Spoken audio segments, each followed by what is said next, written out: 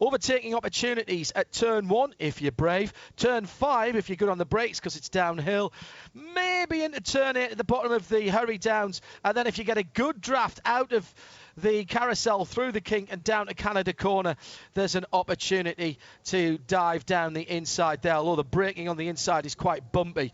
Great to know that there are plenty of you at the circuit, tuned in on 87.7 FM and around the world on RS2 IMSA Radio. It is the IMSA Radio team rounding up what has been a super Saturday of practice, qualifying, racing, and this 2-hour contest will round things off nicely. Shea Adam will be our VP Racing Fuels pit and paddock correspondent. All of the teams working under the COVID precautionary measures, so their PRs and media delegates are not at the track, so all being done remotely, and thank you to all of them in advance for all of the information that you've been providing and will continue to do so throughout the race. Jeremy Shaw joins me, John Hindhaugh, in the Haggerty Global Broadcast Centre, and that has a new meaning in the current situation as social distancing has been taken to the extremes, with our the three of us being separated by a little bit more than 6 feet and 6 inches or 2 metres. That it has been the normal recently. Jeremy Shaw, we're in behind the Corvette C8R safety car. Everybody weaving around. Decent qualifying session, 30 plus cars here for this Michelin Pilot Challenge. Got to be happy about that, and a very, very deep and competitive field. Yeah, this is going to be a lot of fun. It really is super competitive out there, and hats off to Nate Stacey. What a great job he did in qualifying. He's still only 20 years of age. Is Nate from Owasso in Oklahoma. Not exactly a hotbed of racing, is it, down there? But he's just such an enthusiast. He started racing, if you could believe it, at the age of 12 in a spec Miata, and he's just gradually increased the size of the car he's raced since then.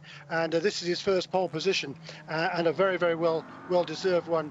It was. He's had 4 wins already, to his credit, but this is his first pole position, and he'll be looking to build upon that in this 2-hour race. And sure, there's plenty of good stories down in the TC, the touring car category, which is all for TCR racing now. One in particular, it's been a rough start to the season for the LA Honda World crew. Their best finish between all 3 cars of 8th, coming at the Daytona round of the championship. In the last 10 days, between Sebring and Road America, the guys at the shop completely replaced the chassis of car number 37. That's one that Chris Miller and Shelby Blackstock share. They did new engines in both the 73 and the 77, since the 37 got a new one back before Sebring. But it was a complete chassis swap because there was damage from Sebring. The crew has done a tremendous amount of work to both all 3 of their cars, trying to get them ready, but also to the other 3 cars, the minis that they are running next weekend at Sonoma. Luis has told his guys that, given the schedule the way it is now, they're probably not going to get a day off until the checkered flag flies in November at Sebring. Yeah, and I would think there'll be a few other teams that are in the same situation. Luis Pericarpi, Jeremy informs me, is at the racetrack for the first time this year. And let's hope that is a portent of some good luck. Good to see the Alfa back again, the little Alfa Giulietta in that beautiful metallic volcano black, I think it's called in Alfa speak. It is. It's almost like a cooler coloured black. It's black but with a reddy undercurrent to it. It looks absolutely fantastic, and it's exactly the same as the Quadrifoglio edition that I took on a European road trip a few years ago, and completely bonded with the little hatchback. Good to see it racing here. 2 hours on the clock. This is the Road America 120 for the Michelin Pilot Challenge. The green flag is in the air, and the Aston Martin of Core Motorsports and Nate Stacey leads them away. Good start from the pole sitter. The Carbon Audi on the outside of the front row, already relegated to 3rd position as Sheena Monk comes through in the Motorsport in action. That is the McLaren 570S. Sheena Monk gets an absolutely quality start and underlines the qualifying performance that we saw from her earlier in the weekend. Side by side, Turner Motorsport, Robbie Foley and Scott Maxwell in the Multimatic Ford Mustang through turn 3. The yellow and blue car and the dark grey car are still side by side under the Sargento Bridge. They're battling for 5th and 6th position. Foley has the inside line down into turn number 5, one of the action areas, and pushes the button, tries to press the advantage. Mistake by that, I think it's Russell Ward, who just went a little deep into turn 5, but he's held onto it. 2 wide up ahead, 3 wide behind, and here comes Brynjolfsson in the number 7 as well. Alan Brynjolfsson for Archangel Motorsport in the Porsche, the bright highlight, the yellow car. He's been going great guns this weekend. It's definitely Sheena Monk who is in 2nd place at the moment. The timing screen is not lying. Fantastic start by Sheena, who is really making the most of her comeback in this McLaren. Fabulous opening to the race for Nate Stacey as well. Just 0.2 of a second his gap through the last of the timing loops. It's opened up a little bit now. Monk in 2nd in the green and white McLaren 570, goes all the way to the edge of the curbing and the extra concrete at the kink down there as the field streams through, effectively like a road circuit down here, like a street circuit, my apologies, because there's nowhere to go if you get it wrong. Here comes the challenge from Macquarie, looks to the right hand side. Sheena gave him racing room there, that was very kind, but Tyler couldn't convert, coming to the end of the first racing lap. And what a cracker it has been, with Scott Maxwell up into 6th position. He's got ahead of James Clay in the Bimmer World car. Hardly time to take a breath, Jeremy Shaw. Great start by Nate Stacey, and a fabulous start for 2nd place McLaren driver Sheena Monk. Absolutely remarkable for Sheena. I mean, this is absolutely incredible. She qualified 13th at Sebring.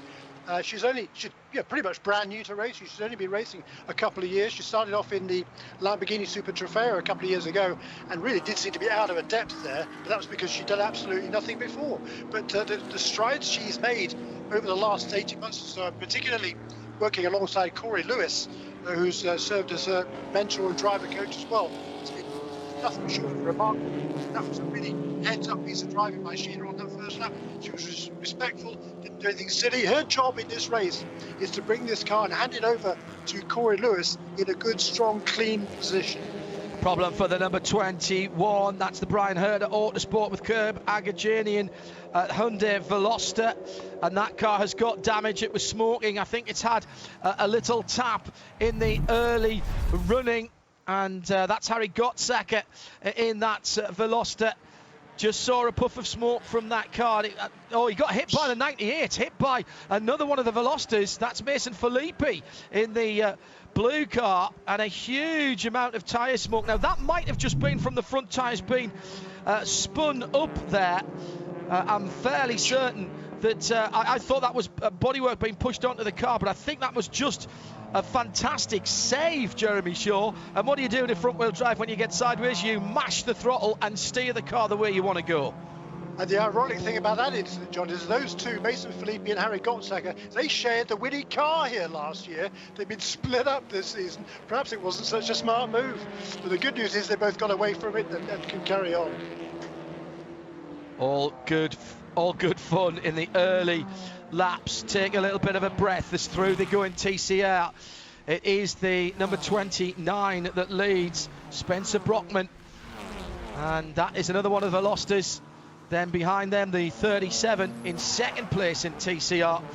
It is Chris Miller for LA Honda World in the car that he shares with Shelby Blackstock. Then it is the number 33 of Ryan Norman, another one of those really rapid Hyundai Velosters, and off for the 93. Oh, this is awful news. Awful news for Carbon Motorsports. And this is the 2nd of their cars. Well, it's going again, but the steam coming out of the front of that car, and that is disastrous. There is damage to the front of that normally pristine Audi as it drops down the timing and scoring. And that number 90, well, it'll have to pit straight away. There was clearly some argy and, if you will, bargy on that car. And I don't think that car will be able to carry on without some remedial action. I have to say, Jeremy, I didn't see whether that car was pushed or went off. It's the carbon Audi R8 we're talking about here, the Mark Siegel car. Yeah, Mark was probably embroiled in the battle there amongst the TCR cars. I didn't see it, obviously, but I fancy that might have been the case. And 2 into 1 sometimes doesn't tend to go, does it? And unfortunately, it's Mark Siegel that comes off worse in that Audi. The good news is for the team, Tyler McQuarrie in number 39 car, the championship leader, is even though he lost a position at the start, he's running very strongly in that third position. Yes, there was just a moment, I have to be honest, Jeremy, where I looked up at that and saw the carbon colours and thought, oh, is that the championship leader? But it wasn't. And now we see the problem for the battle for second. Sheena Monk with a whole train of cars behind, including that championship leading carbon car with Tyler McQuarrie, who's got Russell Ward and Robbie Foley and Scott Maxwell and James Clear all in close attendance to the 7th position. Meanwhile, in TCR, the leading 29 Hyundai Veloster right up the tailpipes of Brett Mosing for the Murillo Racing AMG GT4 Mercedes in that sort of chrome ginger colour.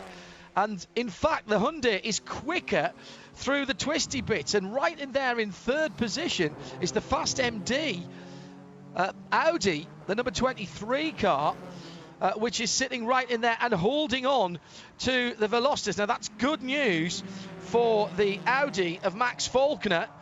And now, surely, can we get a pass and spring these three? Not sure. Meantime, battle for second goes down to the first corner. And Russell Ward in the Winward Racing car, the rather menacing looking flat black with the dark red hindquarters, as McQuarrie goes side by side with Sheena Monk down through turn number 3, gets the inside. But now if Sheena can just tough it out there and get a little bit of a drafting partner from Russell Ward, she'll be on the inside when she gets to turn number 5. She's not giving up second place, and why should she? This is a battle for position, and the McLaren drags back ahead of the Audi. Sheena Monk takes the middle of the road, so she doesn't need to defend there. But that was really forceful driving by Sheena. She wasn't phased at all by McQuarrie coming down the inside at turn 3, Jeremy. Gave him racing room, very fair driving by both. That was very interesting to see the relative performance of those two cars. It was, wasn't it? The McLaren just walked away on the straightaway ahead of the Audi, so she's able to maintain that advantage. But she's driving really, really well, I have to say. For somebody who has such little experience, just her 3rd start at this level in the Michelin Pilot Challenge, and she is doing a remarkable effort there in that 2nd position. For a while, a couple of years ago, she was coached by Catherine Legg when she first started off doing the Lamborghinis, but I believe it's Corey Lewis who's taken on that mantle now, and of course they are sharing the car this weekend, and it's a good opportunity to say get well soon to Catherine, who had a nasty crash at Paul Ricard in an ELMS, in testing for an ELMS race a few weeks ago. Yeah, Kat bemoaning the fact on social media that the next couple of races she should have been in was here at Road America and then at Spa, 2 of her favourite circuits. Kat, I know you'll be tuned in. Best of luck, and hopefully the recovery is going well, and we'll see you at a track soon enough, I'm sure. So that TCR battle then, and in fact Ryan Norman has taken over the lead in the number 33. That's another one of the Brian Herter cars in the schmozzle that was going on behind Brett Mosing. Brockman now down into 2nd. Faulkner still there in 3rd. And Chris Miller trying to bridge the gap in the Honda Civic TCR to get onto the back of the leading 3. We haven't seen the leader of the race for a while. That's because Nate Stacey, has cleared off to the tune of 6.5 seconds. Now that, Jeremy Shaw, is a cracking gap at this stage. Sheena Monk now has got a little bit of a gap, round about half to 3/4 of a second, because the battle is on for 3rd. Here comes Russell Ward down the inside at turn 3 on McQuarrie. That's mid-engined Audi 5.2 V10, normally aspirated, against the 4-litre twin-turbo front-engined V8 of the AMG GT4. Smashing battle between these two cars. Yeah, tremendous racing all the way through the field there is at the moment, apart from the leader, Nate Stacey, as you say, has checked out. He set the fastest lap in the race so far, 1 minute 18.7. He's the only That's the only car to get underneath 2 minutes 19, as we see the move, this shuffling positions here with Russell Ward and Robbie Foley going at it. Yeah, and pushed off. There was contact there, and Russell Ward then out of 4th position as he was battling with Robbie Foley. He was just ahead of Robbie Foley. Great recovery by Russell Ward as he gets back onto the circuit. That was a very, very quick part of the... Well, there's so many places that are very quick. Just a quick update as well on the 99 Aston Martin. That was the car that was involved with the other Carbon car, and that's been into the pit lane and rejoined as well. And Shea Adam has a VP Racing Fuels update from the pit lane on the 98 Hyundai. The contact between the teammates that we saw earlier between Mason Felipe and Harry Gottsacker, not entirely innocent. Mason Felipe has a braking issue that the team is monitoring. So that is the 98 Hyundai. That's the light blue one. Thank you, Shea Adam, all over that. Well, we were just talking about people giving each other racing room there. Jeremy and Scott Maxwell had a great view of what was going on and says, thanks very much. I'll take the position there, leaning on each other in the early part, and it's damaged both cars. The 96 Turner car's got a rear puncture on the left and steering damage on the front left. There's an hour and 50 minutes near enough still to go. Do you go at it that hard that early? No. You don't, and that was really unnecessary, I think, there from Russell Ward. He knew that the Turner Motorsport car was alongside him on the outside. It's all very well just driving, making sure he keeps on the grass, and there's Robbie having another moment down at the kink. But for me, that was Russell Ward being unnecessarily harsh there, and that's a lucky escape for Robbie Foley. But yeah, it looks like he had a rear left puncture, and then that threw him into the wall, and that's what's done the steering damage. He will limp it back to the pits. Not been Robbie's day today. Got thrown into a very nasty accident with a brake failure on the GT Daytona car. Got back from that, and it's been a lot of hard work for the Turner BMW team as well.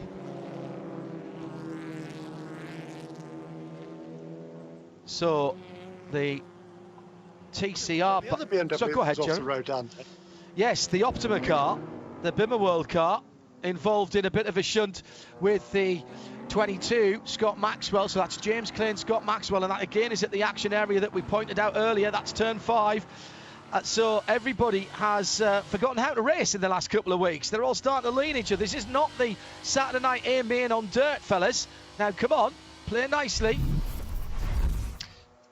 And too, I think the car that was off at the kink, I think that was the other Turner Motorsport BMW. I think you're right. Because Robbie Foley did come around. He lost a couple of positions, but was able to keep going again. My fault. And he's still in 6th place, so it was the other BMW. Yes, Vin Barletta. That's the car that Robbie Foley should be driving in the latter half of the race. Yeah, my fault, Jeremy. It was because they'd been battling earlier on, the Russell Ward and Foley car, that I thought that they were... that was together. I think the original coming together was between Russell and Robbie Foley. Not sure how Vin Barletta got that puncture, or whether he just slid off under his own volition. That was me putting 2 and 2 together and making 5 there. My apologies for leading everybody up the garden path. It happens once in a while. Scott Maxwell has rejoined, but has dropped down to 16th position behind Frank Depew in the Rebel Rock Racing Chevrolet Camaro, and in front of the McCann Racing Audi, the number 8 car. And in fact, Scott already up to the Urban Grid livery car. It's another one of Andy Blackmore's liveries, I think. He's got a few in this race. Hello, Andy. I know you're tuned in. The livery guru and genius, and the man behind the IMSA spotter guides as well. So, Jeremy, that's been a hectic 15 minutes that's gone over like snow off a dike, hasn't it? My goodness me.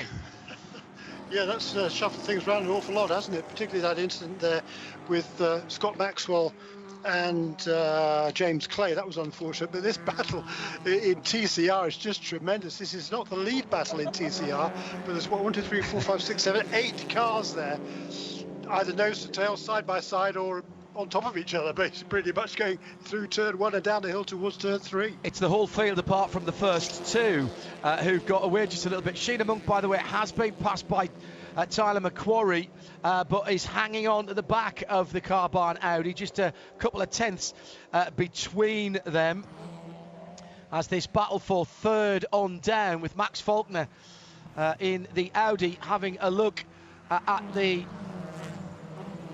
Oh no, is that a little bit further back? Oh my goodness, that is not the way to take turn 5 in that TCR. But I think we got away with it there. That's at turn 5.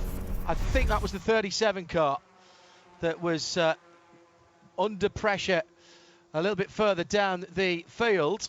Yes, it was. And just goes straight on. And my goodness me. So Chris Miller, who had Gavin Ernstone right with him there in the dark coloured Audi RS3 on his right-hand side.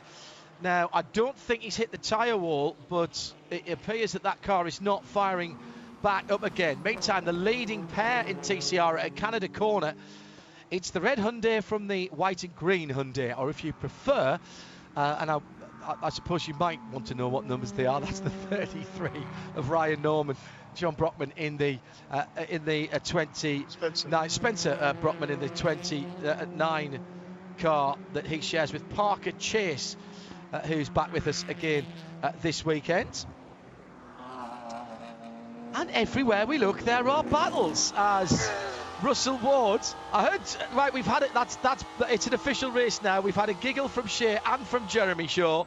It's official. We're enjoying ourselves far too much at the end of Super Saturday here. Russell Ward on a comeback drive in that Winward HTP Mercedes, just going up to, I think that was 11th position ahead of the number 35 Riley. Yes, it was the Riley entered Mercedes, the wins car of Dylan Murray, and it would be Jim Cox that started that car, was it? Yes, it was. So that was a battle among equals in terms of the machinery. So this is a comeback drive then from Russell Ward, just on the outside of the top 10. Nick Gallant in the Bimmerworld BMW about 2 seconds further up the road. Behind them, James Pesek in PF Racing's Mustang. That is the traditional number 40 for PF Racing. And Shea Adam, the PF team, a model of sartorial elegance this weekend. We got a warning at the last race when we talked to Chad McCumbee during the red flag period at Sebring that there were new fire suits on the way, and indeed the new fire suits have arrived. They look a bit like highlighter pink with some gray accents to them. So please, for the sake of everyone's retinas in the paddock, do not go stand next to the Archangel drivers, because if we get the highlighter yellow next to the highlighter pink, I think some people would go blind. Yeah, it's a fair point. That is a fair point. An hour and 41 minutes still to go, side by side out of Canada Corner. BMW, Audi, and just sitting in behind is the other Winward car, the silver machine. That's the 57 of Bruce Ward. So that's Rob Ferriol for Team Hardpoint and James Clare going at it out of the final corner. And Bryce, who is the father of Russell Ward, who we were talking about further up the field, he's got a double draft going up the start-finish line. Team Hardpoint with 2 Audis, 1 GT3, which has already been out qualifying this afternoon and will race tomorrow. And this, the GT4 version. And Bryce Ward in the Winward car, just sitting in behind there, getting a great view. He'll have the biggest smile on his face.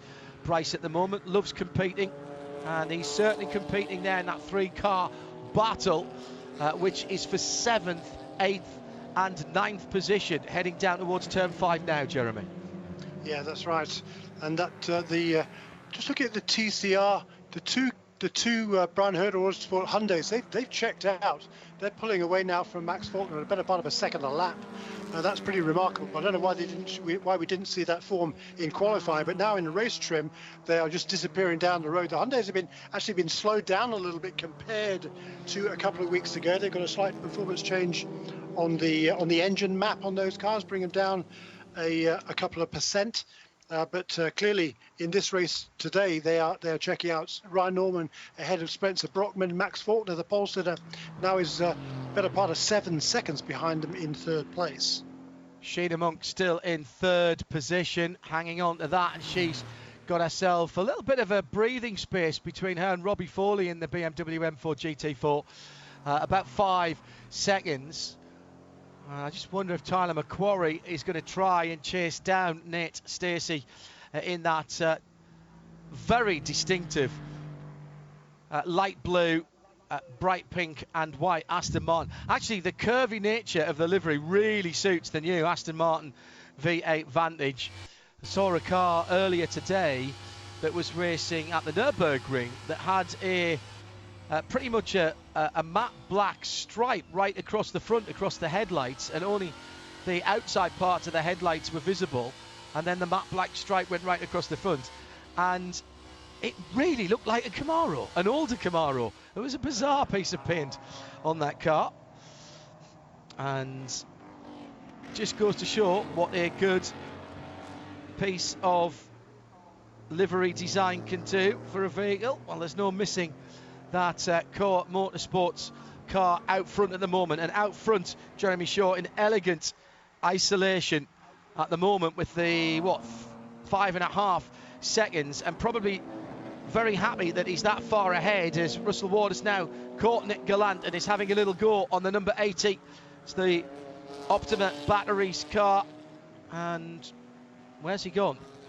He's got ahead of him. He did get ahead of him there? Yeah, sorry, took my eye off the screen for a moment. Yeah, I think he might have done that. Just look at the leader, Yes, Nate Stacey, running consistent lap times at the front of the field. Tyler McQuarrie in 2nd place. He's just turned his fastest lap of the race. He's got that gap down now to about a bit over 5.5 seconds. A little bit quicker on the last lap, but certainly the two leaders now seem to be pretty closely matched. And Tyler McQuarrie up into 2nd place is edging away now from Sheena Monk by 4 or 5 tenths of a second at least per lap. And in terms, Jeremy, of the strategy and the tactics here, these 2-hour races, not a long endurance race, but elements of endurance here, and particularly with things like, if we go full green, certainly, when you time your pit stops. And in fact, we've got a car in the pits already. That is the number 98 Hyundai. That was the one that got the clip earlier on, so that might not be a standard stop there for the eggshell blue car. In normal circumstances, what would we expect to see from the GS cars and the TCR cars in terms of pit run? They could do. Good question. They can do. I think they're going to have to make 2 stops. It's touch and go as to whether they can do a 1 stop or whether they have to do a splash at the end. So we'll have to kind of see how that plays out as the race progresses. But we're running under green. They're going to struggle, I think, to get to the end on just 1 pit stop. The TCRs, I think, probably should be okay. GS, not quite so sure. Shea Adam watched the number 98 Hyundai Veloster N into the pit lane and has this VP Fuel Racing Fuels pit lane update. What do you know? Confirmation from the team that the reason Mason Filippi had to come into the pit lane was that brake issue. It continued to get worse, so the team is going to take a moment and evaluate it before putting new tires onto the car, giving him a little bit more fuel and setting him out to complete his stint. 40-minute minimum drive time. Right now, we're only at 23 minutes complete. Less than that for Mason because the drive time stops when you enter the pit lane, so he still has a bit of work to do. Yeah, you can't take liberties with a potential brake issue, so no choice but for the team to bring that car into the pit lane for a look-see. 2:19.8 last time around for the leader, just underlining what Jeremy was saying about the accuracy and the consistency of Nate Stacey in the leading car. 2:19.4 for Tyler McQuarrie, so just under half a second taken back there, but it's still 5.5 seconds the gap. 2:19.8 from Sheena Monk, 2:20.2 for Robbie Foley. Jeff Mosing is just in 5th position, put that Murillo Racing Mercedes AMG GT for the best lap for the 56 car with a 2:20.4. Rob Ferriol, a couple of places further back in 8th, 2:20.7. That's that car's fastest lap of the race as well. And Bryce Ward is ahead of his son. So Russell has been up and down like the Assyrian Empire, and Bryce has gone ahead of the young man. So that's going to be an interesting chat at the dinner table later on this evening, somewhere around Elkhart Lake, if it stays the way it is at the moment. In TCR, it is still the 33 Brian Herter Autosport Hyundai Veloster N. This is the Veloster that was developed by Brian Herter Autosport using the i30N platform that's been used in TCR racing around the world, but the i30N isn't available in the States, whilst the Veloster is, ahead of the Spencer Brockman car in second place, the 29, and then it's about 9 seconds back to Max Faulkner, who's having a pretty lonely race in third position at the moment.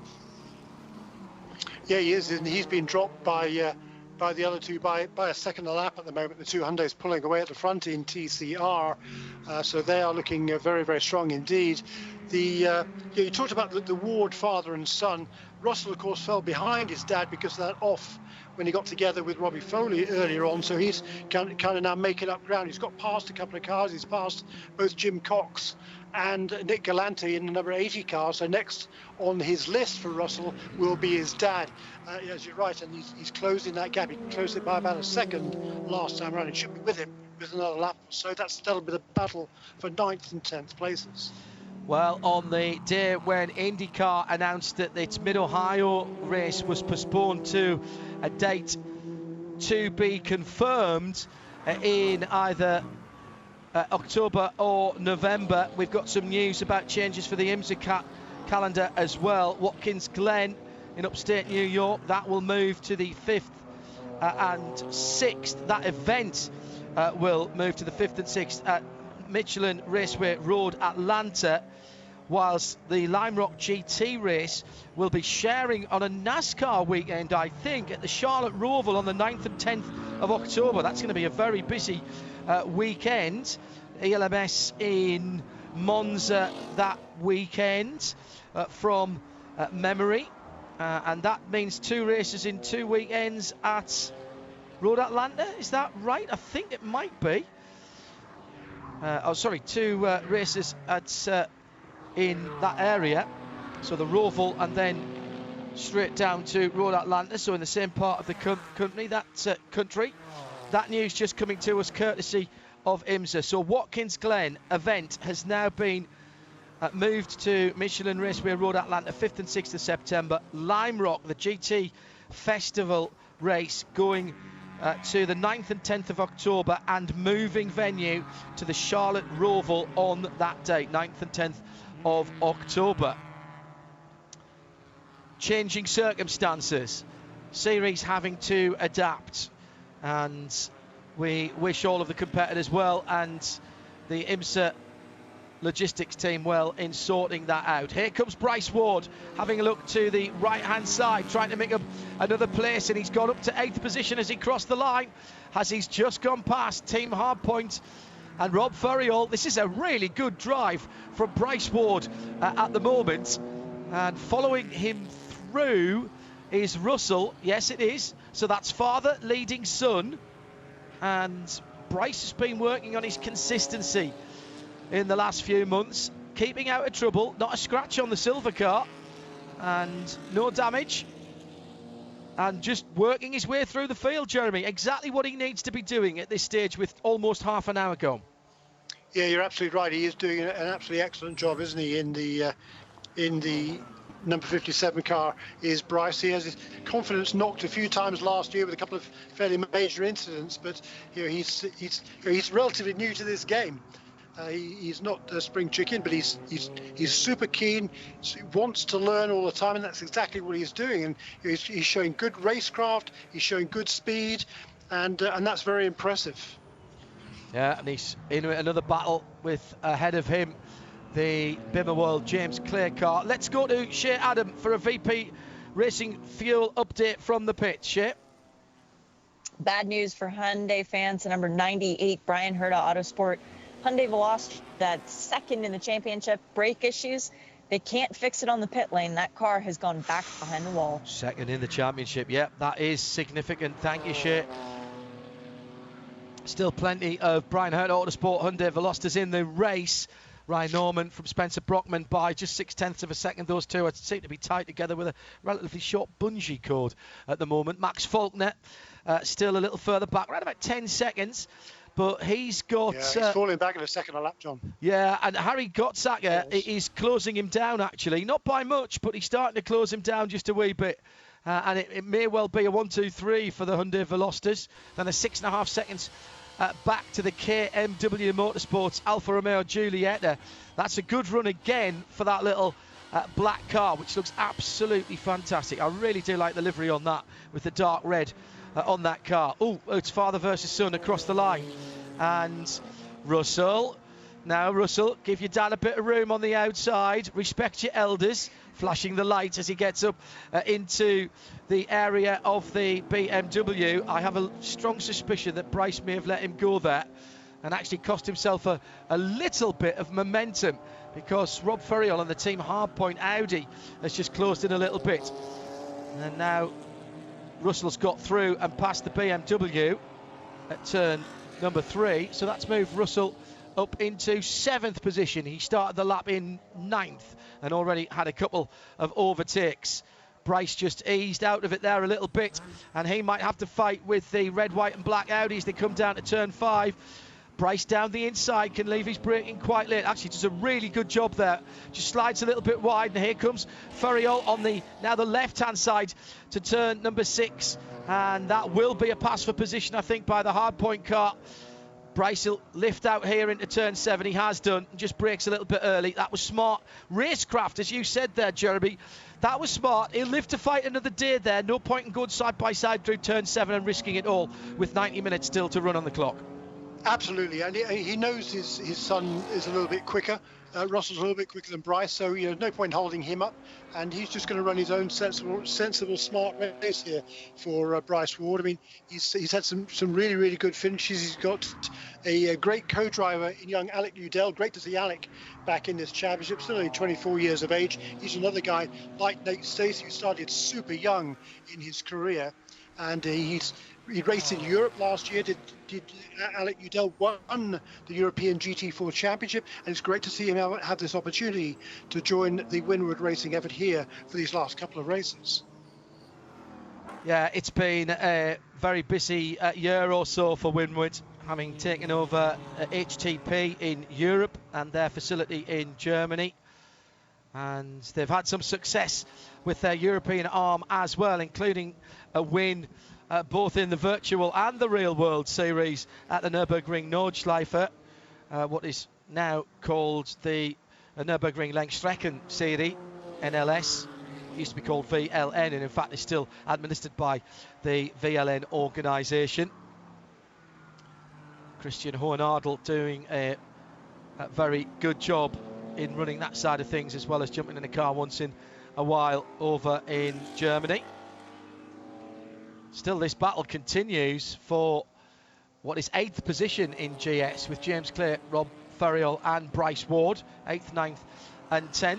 And this is the beauty, isn't it, Jeremy, of the Michelin Pilot Challenge, that, there are battles all the way down the field. You'll find somebody to race in this field with, 21 GT4 cars in GS. There will be somebody that you'll have a race with for the better part of your stint normally.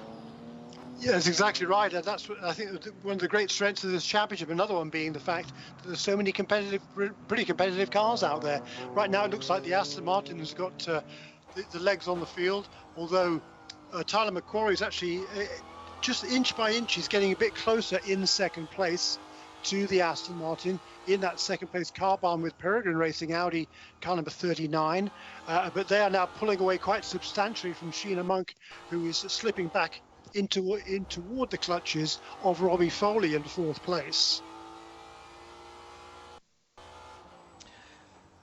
Jeremy Shaw is with me, John Hindhaugh in the Haggerty Global Broadcast Centre. Shea Adam is our VP Racing Fuel Pit and Paddock reporter. She'll keep us up to date with what's going on off the track or around the track. We've already lost the 98 Hyundai, second in the TCR Championship for Brian Herder Autosport, behind the wall with braking issues, and we're getting close to an important part of the race, Shea Adam, as far as tactics are concerned.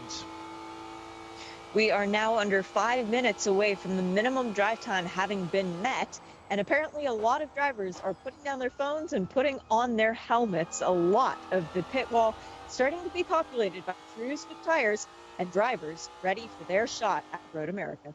Did notice that last time around, the number 77 LA Honda World Racing came in with Taylor Hagler into the pits. That was a little bit early then for the full drive time. That's the car that's being shared with Ryan Eversley, and through comes across the start finish line now the 4-0 car. That is the bright James Pesek PF Racing pink Ford Mustang. Couldn't lose that one in the car park, could you? Wins GT4 going down the inside at turn 3. There is literally something happening every single corner on the circuit. That was James Cox going inside Scott Maxwell for 11th position on the Multimatic car.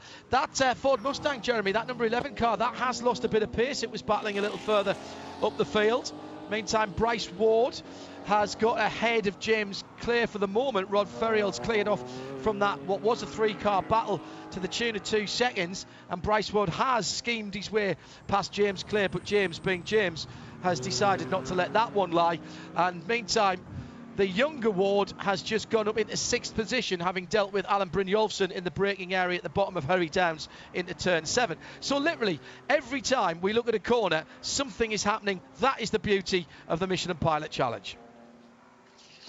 Brilliant, isn't it? And Russell Wood, this is a good comeback by Russell. He's had that off-course excursion earlier on, dropped quite a long way down the order, certainly outside the top dozen. He's now back up into 6th position, that will be, and turning amongst the fastest laps of the race. I think the only cars that are quicker than him right now are the 2 leaders, Nate Stacey, who's lapping very consistently in the mid 1 minute 19s, and the same can be, absolutely the same can be said for Tyler McQuarrie in that 2nd placed Audi. I think he dropped as far as 14th, Jeremy, from memory, but I could be wrong, and I'm prepared to be corrected on that. Russell Ward, excuse me. But as I say, I'm prepared to be corrected on that.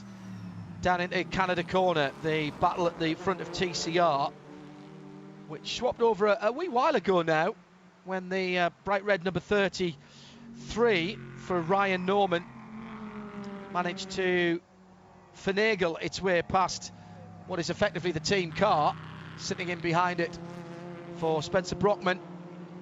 Those 2 cars then running in lockstep at about half to 3/4 of a second. Haven't really seen, Jeremy, any effort or evidence that those cars have been massively battling each other.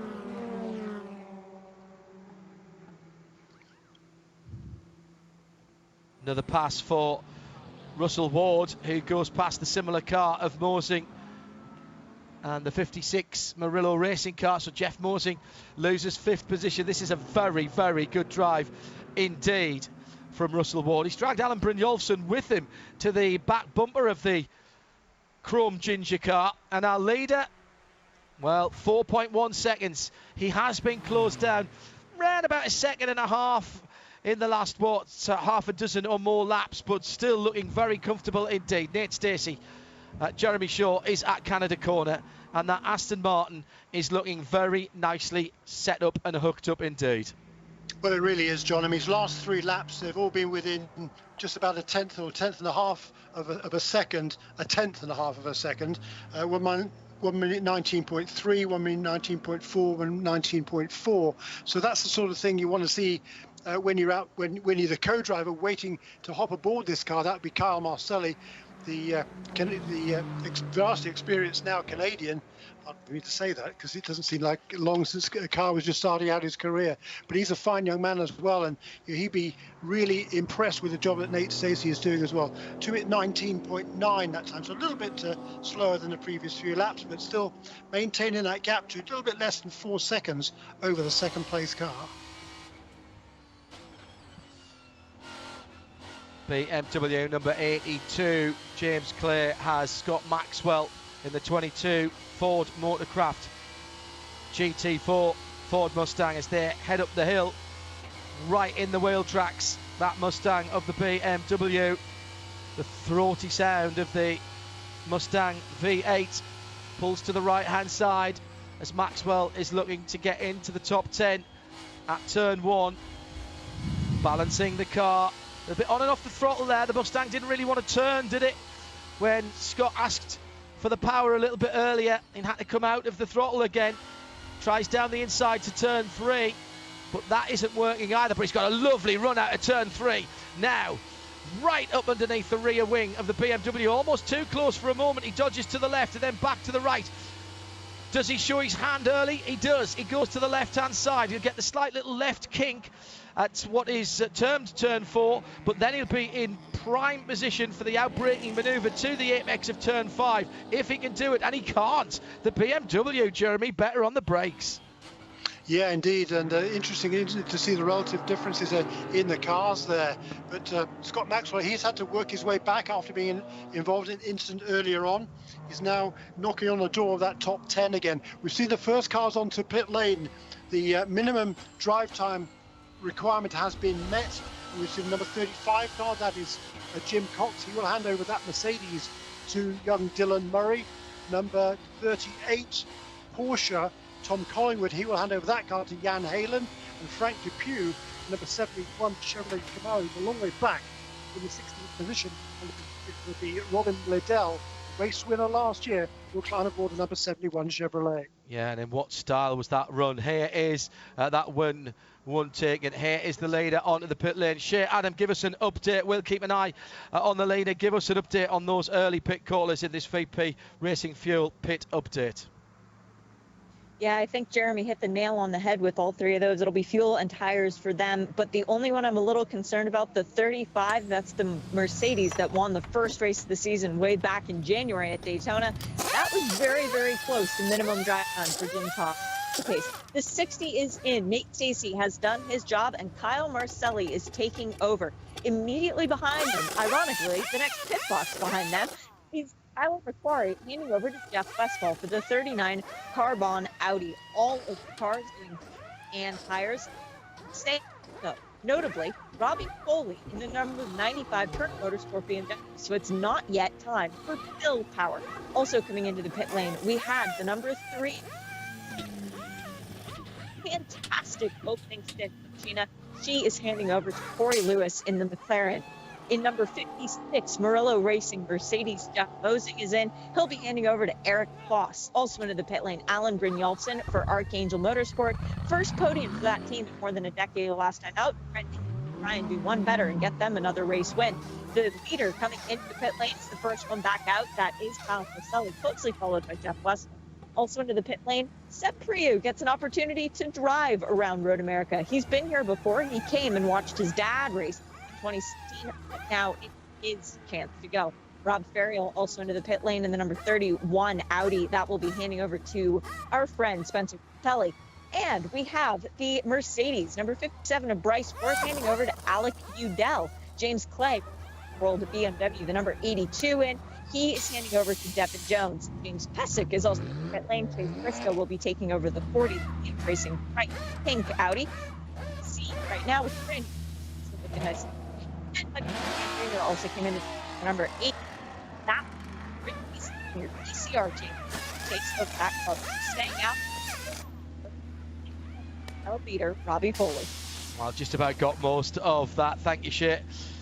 Into the pits for that number 40. So Foley leading from Russell Ward now in second position after the fight back. The fight back continues. Out they come. His father, Bryce, has passed over the car And so the 57 back out on the circuit with the driver change having been completed. Alex Adele for Winward in there. Been a couple of enforced changes to the driver lineup. Here's the car that was leading, Robbie Foley, coming into the pit lane. And does that mean that Russell's gone through? Not quite yet. Waiting to see He came in the pits as well. He's followed him in. Thank you, Jeremy. As has Nick Gallant. So the top three is in. So we will, in a moment or two, well, about a minute's time, we might well get the Brian Herter Autosport Hyundais actually scored as leading the race overall here as they come through. There's a possibility. Go ahead, Shea. That would be quite sweet. Flying Ryan Norman out on track. He led in each of his first 3 races in IMSA, but he and his co-driver did 2 hours of pit stop practice this weekend, doing driver change back and forth, he and Gabby Chavez, because they were so frustrated at losing at Sebring and a slow stop at Daytona. They wanted to make sure that is not the cause of them losing the lead of the race. So Ryan Norman would be very satisfied to not only lead the class, but lead overall. The Chernin Motorsport W pit stop is done, and Bill Oberlin is rolling once again, and Russell Wood has been his car evacuated from, and now it's dropped off the air jacks. Billy Johnson, series champion, about to drive a Mercedes for the first time in this series. He goes Billy. Yeah, and what we were trailing has happened. Ryan Norman and Spencer Brockman have gone through to lead overall, still just half a second behind them. They also pit stop, of course, and they've got Kyle Marcelli and Jeff Westphal behind them. That 60 car has not stopped, I reckon, Jeremy. In fact, I don't think Jeff Westphal has either.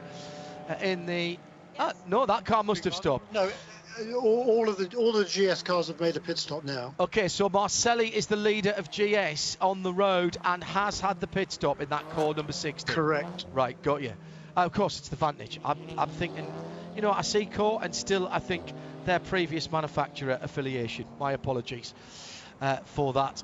I was thinking, where's the Aston Martin dropped down to? But it hasn't dropped down anywhere. It's still got a 6-second lead.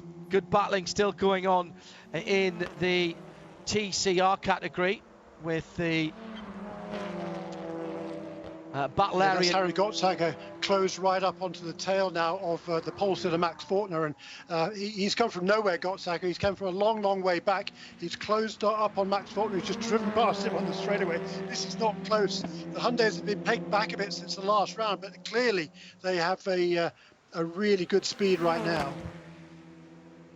I think the TCR, we've said this before, but I'm going to say it again. I think TCR as the secondary class here, or the second class in Michelin Pilot Challenge, has been an absolutely unadulterated success. Passes made by the Hyundai, by the way. Gottsager has gone through in the black number 20, or mainly black, and red number 21.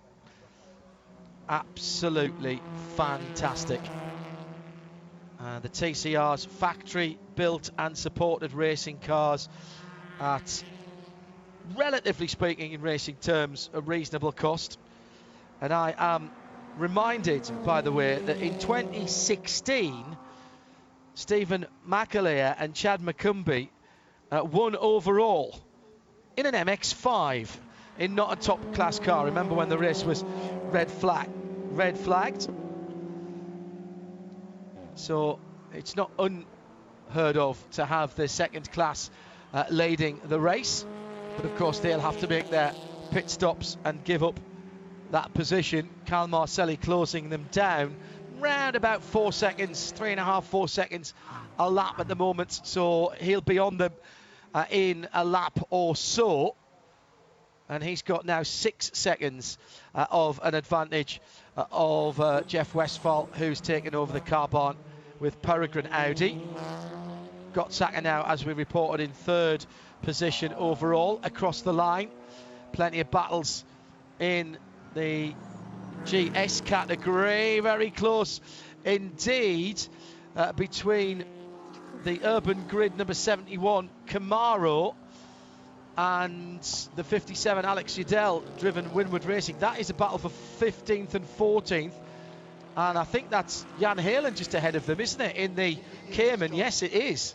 That's exactly right. And these three cars all pitted at the earliest opportunity. So they were the first cars onto pit lane. Everybody else in GS came in over the next couple of laps. So, the battle here is being continued. Robin Liddell's going to look down to the inside here. And that's a good, nice, clean pass from Robin Liddell. Although Bryce Ward, excuse me, not Bryce Ward, it's Alec Udell, isn't he, who says, no, thank you. Yeah, Udell and Liddell together there is commentator's nightmare as well as they come out Yes. to turn 7. We've got a new lap record, by the way. First of all, it was set by Corey Lewis. His first lap out of the pits, a 2 minutes 18.2, or 2 minutes 18.3, I should say. And then moments later, Dylan Murray came past and set a new lap record of 2:18.285. Wow. 2:95. So new lap records here. The pace is heating up. It's all starting to get a bit serious now. With an hour and 9 minutes to go, and some of the pit stops taking place quite some time ago, Jeremy's thought that the GSs would need a second pit stop, absolutely underlined by that. 22 laps at the sharp end. Excuse me, check that. 19 laps at the sharp end of the field for Nate Stacey. Looks to be about par for the course. Russell Ward, I think, did 1 lap more than that, even accounting for him coming through. Pit stop starting now with just on an hour and 8 minutes to go for the TCR cars, and one of the first in, the number 23, Max Faulkner, Fast MD Racing Audi RS3. So he'll... Yeah, he was struggling a little bit after being right there with the 2 leading Hyundais for a while, Jeremy. Not sure if that was a car problem, and James Vance will take over that car. Probably tyre wear, John. Well, and haven't we seen this before, Jeremy, that if you go too hard too early on these front-wheel drive cars, you can really take performance out of your run. You're absolutely right, and I think I would hazard to guess that's why the Brian Herder Hyundais did not qualify particularly well. They didn't want to take too much out of their Michelin tyres during the qualifying session. Just run the minimum laps, get in a race, and then race hard from there. I think that's why they started a lot further back in the field than we anticipated. It's going to be fascinating towards the end of this race. This is not done by any stretch of the imagination. Kyle Marcelli has worked his way past the 2 Brian Herter Autosport Hyundai Velocitas that were leading, still leading in TCR, of course. And they look to be going as close to half distance as they can, which makes perfect sense, of course, even to a bear a small brain like me. Alex Udell. Tell you what, sorry, Jeremy, go ahead. Excuse me, the guy who's on the charge now, again, is Corey Lewis. He's just set a new fastest lap of the race, clipped a whole second off his previous lap, 2:17.294. He just come across the line again, 2:16.9. The old lap record was a 2:18.4, so more than a second and a half faster for Corey Lewis. He's got about 20 seconds to make up, less than that actually. And that's not going to be a problem at this rate. 16.5 seconds to the leader, Jeremy. And he's got 2 TCR cars in between himself and the leader. But that is a cracking pace being set by that McLaren. And set up, let's not forget, by a stunning first stint by Sheena Monk, who was absolutely brilliant in the rough and tumble at the start of the race. Let's check in with Shea Adam for a VP Racing Fuel pit and paddock report. Fan favorite car number 77 Honda from LA Honda World. They went behind the wall with wiring harness issue. Upon further review, they sent the car back out to see if it would be okay. It's a boost actuated wiring loop that must have gotten hit by debris. And thank you very much to Ryan Eversley, who said that they're packing it up for the day. They're not going to risk the car. So that fan favorite out of the race, and the really bad luck season for that crew it continues, unfortunately. And Ryan Eversley not getting a run in that car today, as far as I can see, Shane. I think that's the second time that he's not actually got behind the wheel. Correct. So last week out at Sebring, he was the race at Daytona. He was. It looks like this week that would be 12th. No, 11th, possibly 10th. Right. Okay. So Jeremy, with just over an hour to go, Marcelli in the lead by just a second and a half, and then 3.2 seconds back from Westphal to the TCRs. But the man on the charge at the moment, now less than 14 seconds from the lead, Corey Lewis in the motorsport in action, the Mia McLaren 570S GT4. Absolutely brilliant. As the leaders in TCR into the pits, or at least Ryan Norman has come in the red car. The second of the cars, the 29, has gone through for another lap. I wonder if they're just splitting the pits so they're not in the pit stall together.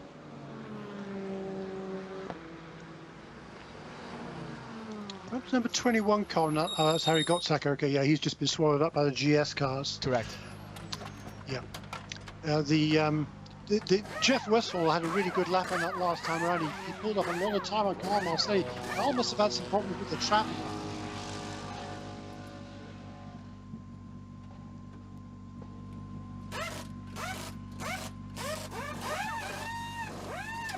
So full pit stop for that bright red Hyundai. Already the driver change done, tyres done, and the determining factor of how long that car is standing still should always be how long it takes for the fuel to go in, and that's exactly what has happened. Ryan Norman out of the number 33. We're coming in right now. So as you heard in the background there, Gabby Chavez installed, and they want to get that car out because the next car is coming along. Meantime, in the pit lane as well, Gavin Ernstone, who started the Audi RS3 LMS TCR, the number 61 car, he's already out. Fuel already going in as well. Good run for Gavin, he'll be happy with that. Yeah, he's kept his nose clean, and you can see, I don't know whether you noticed there, the height differential between Gavin Ernstone and John Morley. John's a big lad, and he squeezes himself in that car, and boy, he is fast. This pairing scored their first win at the end of last season. Not had much luck this year, but there's still plenty of time in this season, and John Morley is fast. Yeah, very fast indeed. In fact, they were robbed really of a really good result at VIR, Jeremy, in the very late stages of the race when they were tapped off in a battle, and they could have had another victory. Was that last year? Was that the year before now? But certainly it's been a good programme that they've put together. A little bit of smoke coming from the back of the Camaro, and oh, that doesn't look good. I thought that might have been bodywork rubbing. No, it's not. It's something a little more than that. And Robin Liddell's Rebel Rock Racing Chevrolet Camaro is slowing down. And after the highs of last year, that car is coming into the pits. Meantime, Shea Adam has this VP Racing pit report. Shayna Monk, thank you so much for joining us. What a start to the race. Did you ever expect to come to Road America and be in second place when the green flag was waving? No, that was what an incredible feeling. I mean, the Motorsports in Action guys have worked so hard all weekend. On one of the practices, I had a little bit of an issue, and they got the car back, repaired it for free practice too. And it's just been fantastic since then. So the JG Wentworth McLaren 570S has been fantastic. What's been the biggest difference for you this weekend? Is it a different comfort level, or is things just seeming to click? Because your drive earlier, I mean, the way that you managed to hold off Tyler McQuarrie, that was so cool.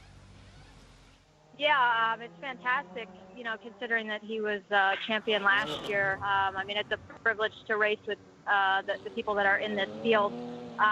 I'm just very familiar with Road America. And, the funny thing is I felt like we had a car that was this good at Sebring, and unfortunately we ran into a problem. So, right now it's just all the pieces coming together for us. And it was just a matter of time until that happens for the Motorsports in Action guys.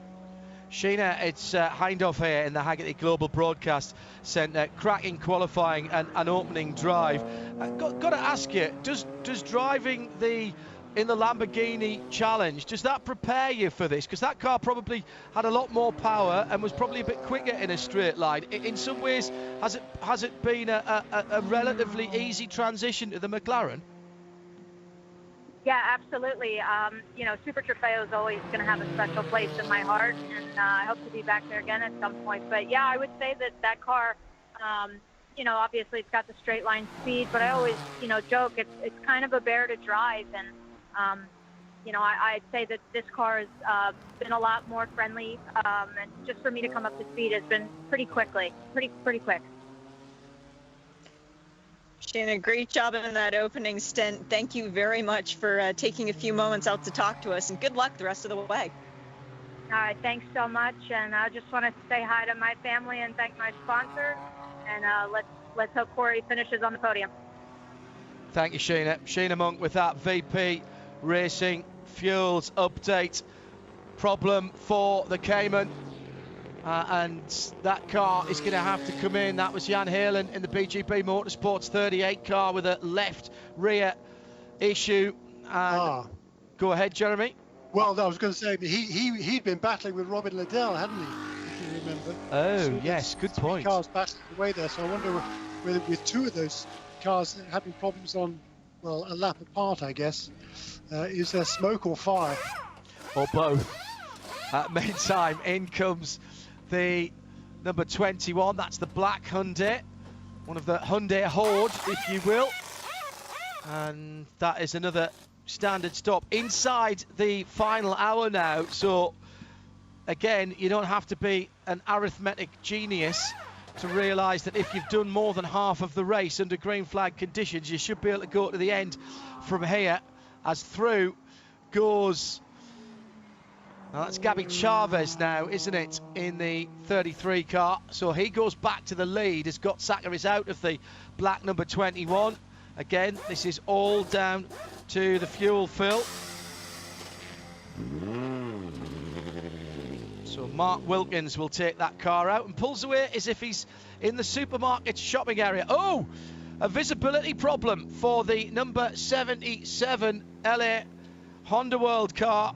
And well, I thought that car was not coming back out again, that Shea mentioned earlier on. They haven't closed. Obviously wasn't ready to come back out again. Yes, haven't put the bonnet up, the hood on properly. And that is Taylor Hagler again behind the wheel of that car. It started to lose the bonnet halfway down the front straight at the left front corner, and then flips up and over. Has broken the windscreen, as they are wont to do when you lose a hood like that. That would have been a scary moment.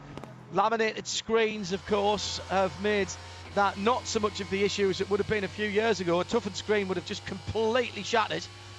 And in some ways, slightly fortunate in that the left-hand fixing has broken, and so that's pushed up a little higher. So we'll probably still see underneath that. There is a wee bit of debris on the front straight just coming into the braking area for turn one. Keep an eye on that, because that looks like a strip of metal. Meantime, guess what? The battles continue. 82. Now Devon Jones behind the wheel of the Bimmer World M4, and Sebastian Priaulx, Multimatic Motorsport Ford Mustang in the 22 is battling away. And they are now coming through traffic. No, that's the Turner car. 95 down at turn number 8, and they're coming past the Alpha, which is still running around. All you Alphaholics will be loving the fact that the little Giulietta is still running quite nicely. Thank you very much indeed, and sitting in 6th position at the moment for KMW Motorsport. I tell you what, Jeremy, we talk about how good these Michelin Pilot races are. This has been a classic already. It has been non-stop action. Anybody who's driving in any class, in any of the cars, unless you've been out in the lead car at the front of the field at Core Racing Aston Martin, it really has been action, action, action, hasn't it? It certainly has. Yeah, that's exactly what we've come to expect. And this battle here that's raging on the number 95, number 7, number 4, number 56, all nose to tail there pretty much. There's the number 7, that Volt. Porsche came in just ahead now. That's Trent Hindman at the wheel of that car. It's Billy Johnson at the wheel of number 4 car. That's the Winward Racing entry. He's taken over from Russell Ward. And that's a super battle between Trent Hindman and Billy Johnson. They both have a huge amount of experience and success in this championship. 56th position that, Jeremy, and you've got to say kudos to Russell, who dropped down. I did just check, he did drop down to 14th for fighting his way back up again. But you've then got to think, what a missed opportunity. If that car's got that kind of pace in it, where could he have been had he not had those couple of off-track moments? Well, of course, and he got together, did he not, with number 95 car, didn't he, early on, and here they are. They're sandwiching Trent Hindman in the number 7 Porsche, but they're still, that battle is ongoing between the number 95 and the number 4, and number 56 car of Jeff Mosing, Eric Foss, excuse me, having taken over from Jeff Mosing. He's hanging in as well. This is a really, really good battle for what is now 4th position. It's Bill Oblin, of course, at the wheel, number 95. And he's going to have to cede that position there to Trent Hindman, which is a great pass at the top of the hill in turn 6. Magic stuff. That bright yellow Volt Cayman. Archangel Motorsport now for that. And Billy Johnson hanging on. Eric Foss, Murillo. Riley Motorsport only another 8 seconds further back in 8th position. Hard points got Spencer Pumpelly behind the wheel of their Audi in 9th position. Expect to see that car come forward from there. There comes Billy Johnson again, right in the wheel tracks of that Turner BMW as they come down through the long run to Canada Corner.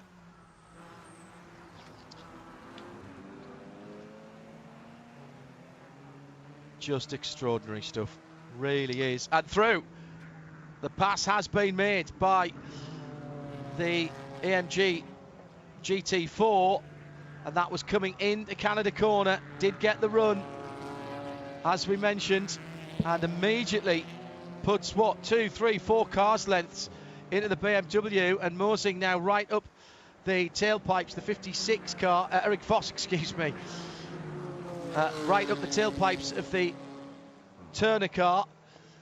So Hindman, Johnson, Oberlin and Voss, but Hindman and Johnson had just cleared off a tiny little bit there.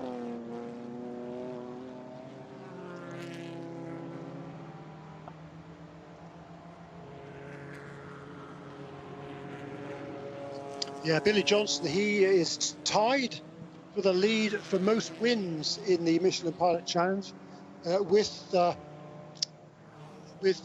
Matt Plum on 23, and Billy Johnson, he's got the record for number top 3 podium finishes. 49 is his tally so far. And there is back to our race leader, Carl Marcelli. He's had a couple of laps where he must have had to deal with he had to deal with some traffic, which cost him a little bit of time, but now he's been able to stretch out that lead again. It came down to as little as a second and a half. But over the course of the last 5 laps, Carl Marcelli has eked that back out again now to almost 6 seconds of Jeff Westphal in 2nd place. Corey Lewis, having turned some stunning laps earlier on, he's similar margin back, actually a little bit more now back in 3rd place, and a big gap back to that battle we saw between Trent Hindman and Billy Johnson, Bill Oberlin and Eric Foss. But the McLaren, we could see, I think, during that first stint that Sheena Monk, we didn't really ask about it, but she was obviously struggling towards the latter part of that stint. Her tires, I think, beginning to go off on the McLaren. She fell back quite rapidly in the closing stages of her stint. Since Corey Lewis took over, he's absolutely flown, but now that gap is we'll see whether it stabilizes or whether he was able to keep that charge going.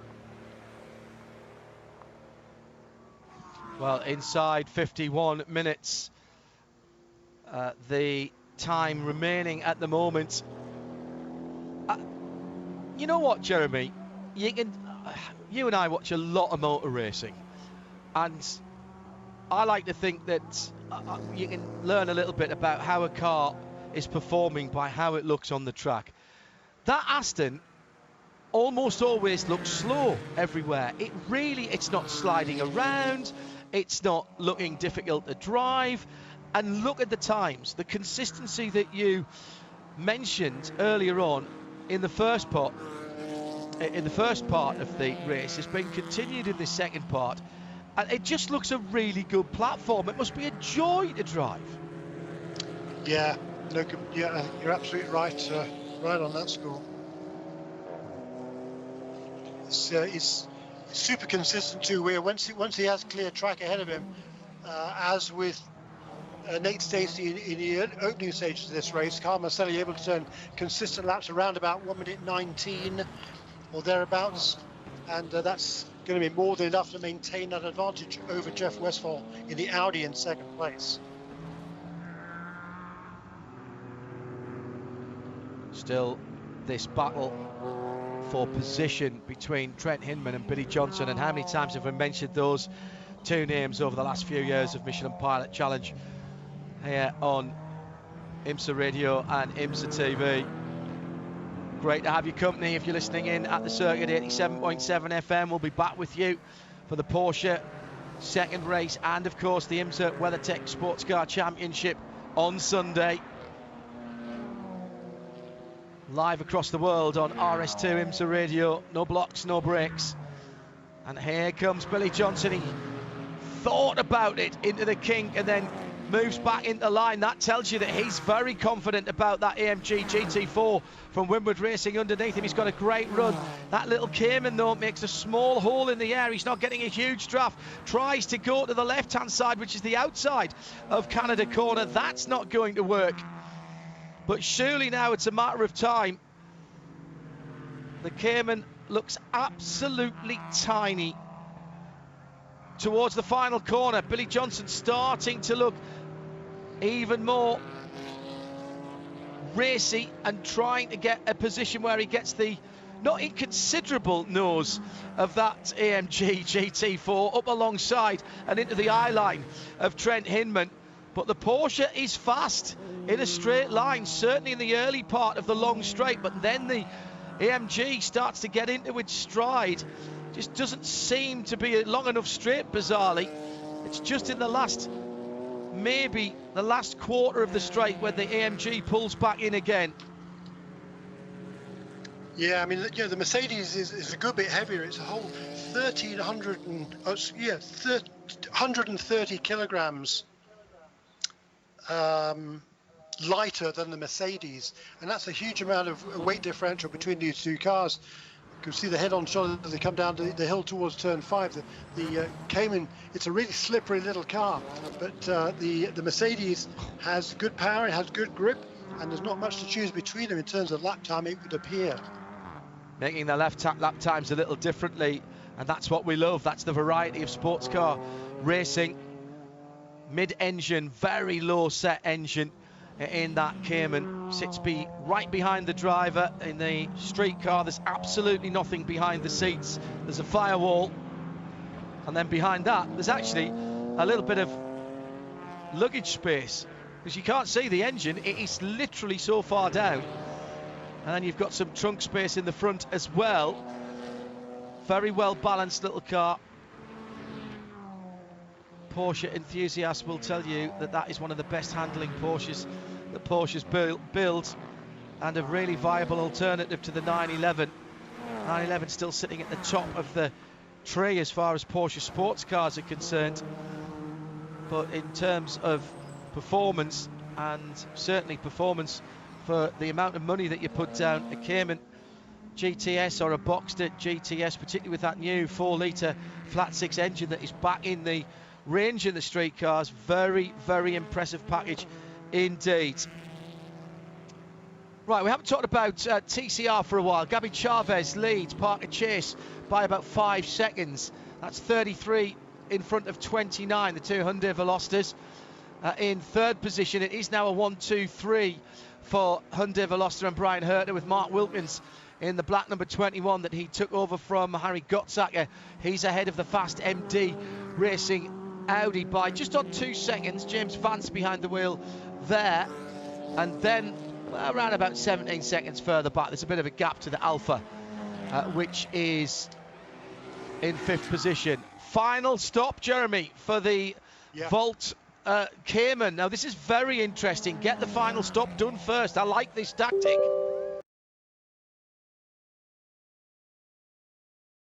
Good those little TCRs are around the corners. There was no chance at all from 5 all the way through to the exit of the carousel for the leader of the race in that Aston. There was not a chance at all to outperform that Hyundai going in and through the corners. Those TCR cars, mighty good on the twisty stuff. Yeah, they are, aren't they? And they're doing a super job here in the TCR lead, but Kyle Marcelli is going to make that pass now. He's pulled out over 7.5 seconds now over 2nd place, but Jeff Westphal very soon now in and looming large in his mirrors is that number 3 McLaren of Corey Lewis. He's closed that gap down over the last few laps. 6.3 seconds, 5.7, 4.9, 1.6 the last time they came across the line. So that battle for 2nd place now well and truly on between Jeff Westphal and Corey Lewis. Audi versus McLaren. Another lap complete. Shea, go ahead, sorry. No, that was Jeremy. Sorry, Jeremy, go ahead. Well, the Archangel car coming in and making that pit stop, if that car was running up in the 5th position there, the best place, the 2 Bimmerwell BMWs, number 31 and car number 22, they just made pit stops as well for the same reason. And that's, for them, it's a Hail Mary call, because unless they tried something a little bit different, they're not going to beat the cars ahead of them. So they needed to come in and make the pit stop. The key now, the leaders, is how long they wait. Answer, not very long, because Jeff Westphal has just brought the number 39 car onto pit lane in 2nd position. And Shea Adam is watching the stop. Shouldn't be a driver change here. I'll be interested to see what they do tyre-wise, Shea. No, it's Jeff Westphal staying in the car. It was Tyler McQuarrie qualified it in 2nd, so Jeff will be holding on to that car until the end of the race. But fuel and tires going on, having a little bit of a hang-up with the left rear tire and now running around to do the right rear as the air jack was actually in the way of the tire changer. So he just pulled that out. But we are still waiting for Kyle Marcelli and Corey Lewis and Billy Johnson, for that matter, to come in and make their final pit stops. They currently run 1st, 2nd, and 3rd, but Corey Lewis, 7.7 seconds behind Marcelli. Looks like he's going to try and get up to the leader before he comes in for that last stop. There will be a lot of very anxious people in motorsport in action. It's a great group. They are very much think of themselves as a family, and they have steadfastly, Jeremy, stuck with McLaren. Wasn't the easiest of births to the relationship with the McLarens in IMSA Michelin Pilot Challenge, but all the teams who ran McLarens have helped. They've helped develop the car, and all of a sudden, within the last few months, maybe a little bit further back than that, back into last season, the car has started to, the manufacturer has started to find a bit of success here in the States. Well, yeah, finished 2nd in the championship last year, the MIA team with 2 different drivers, with Corey Fergus and Jesse Lazar. And it's a shame not to see either of those 2 in the series this season, but Corey Lewis is a very experienced and accomplished competitor as well. And Sheena Monk clearly has come along in leaps and bounds, so they are going to be a force to be reckoned with. Yeah, I thought it was very interesting what Sheena said about how the Lamborghini Racing had helped a great battle across the start-finish line, and through goes the Mustang, and that was Sebastian Priault going ahead of the Bimmerworld car as they are battling just outside the top 10 as the pit stops start to happen. And Shea, you've got the leading Kyle Marcelli Core Motorsport Aston Martin in the pits. The Core Motorsport guys need a perfect stop, and they know it, as Kyle Marcelli fuel, and they are doing 4 tires for this Aston Martin 2. Corey Lewis stayed out and continues around the track with a little bit of traffic. But for Kyle Marcelli, it's just focus. It's keep your head down, go out there and get a win. This has been a difficult track in the past for Marcelli and for Nate Stacey. Nate actually had a big crash in practice a few years ago in their former brand of car, and they wound up coming back for a drive back, but they put a lucky unicorn on the car. Stacey's niece thought it was a good idea. Fuel stop is done. The 4 tires are on the car, and a bit of a slow getaway for Marcelli, but now he needs to put his head down and just get back to the front. Meantime, whilst that VP Racing Fuels pit lane report from Shea Adam was going on, the current leader for the MIA, the Motorsport in Action McLaren, just put a lap on the Multimatic Mustang of Sebastian Priaulx in 11th position. Now, the leader at the moment is not really the leader when this shakes out, because there's still a pit stop to go for that car. Billy Johnson's taking his final pit stop of this race for Winward Racing out of 3rd position. The Core Motorsports Aston Martin is back out and running again, but significant that Sebastian Priaulx has lost the lead lap. He didn't make it easy, no doubt about that. No, John, that car's already made its final pit stop. I wonder whether the MIA McLaren team have missed a trick here, because Corey Lewis lost time on that lap getting past his 2 lap cars, which have both already made their final pit stop, and that cost him time. He's now going to bring that car onto pit lane as the race leader, but I think that was probably a mistake not to bring him in on the previous lap, which is when Carl Marcelli brought the Aston Martin in, clear track ahead of him. Clear track, I think, when he went out, and I believe that he's able to even extend his lead a bit more over the number 39 Audi, which came in 1 lap before Kyle Marcelli in the Aston Martin. So we'll see how this pans out now with the final pit stop of the day, I hope, for the number 3 team. Yeah, as you say, it was the catching of the traffic and putting that lap on Priaulx that caused the issue, and there was a bit of a battle, and rightly so. It's not a problem. This looks fairly standard, and forced 4 Michelin tyres stop here for the MIA car.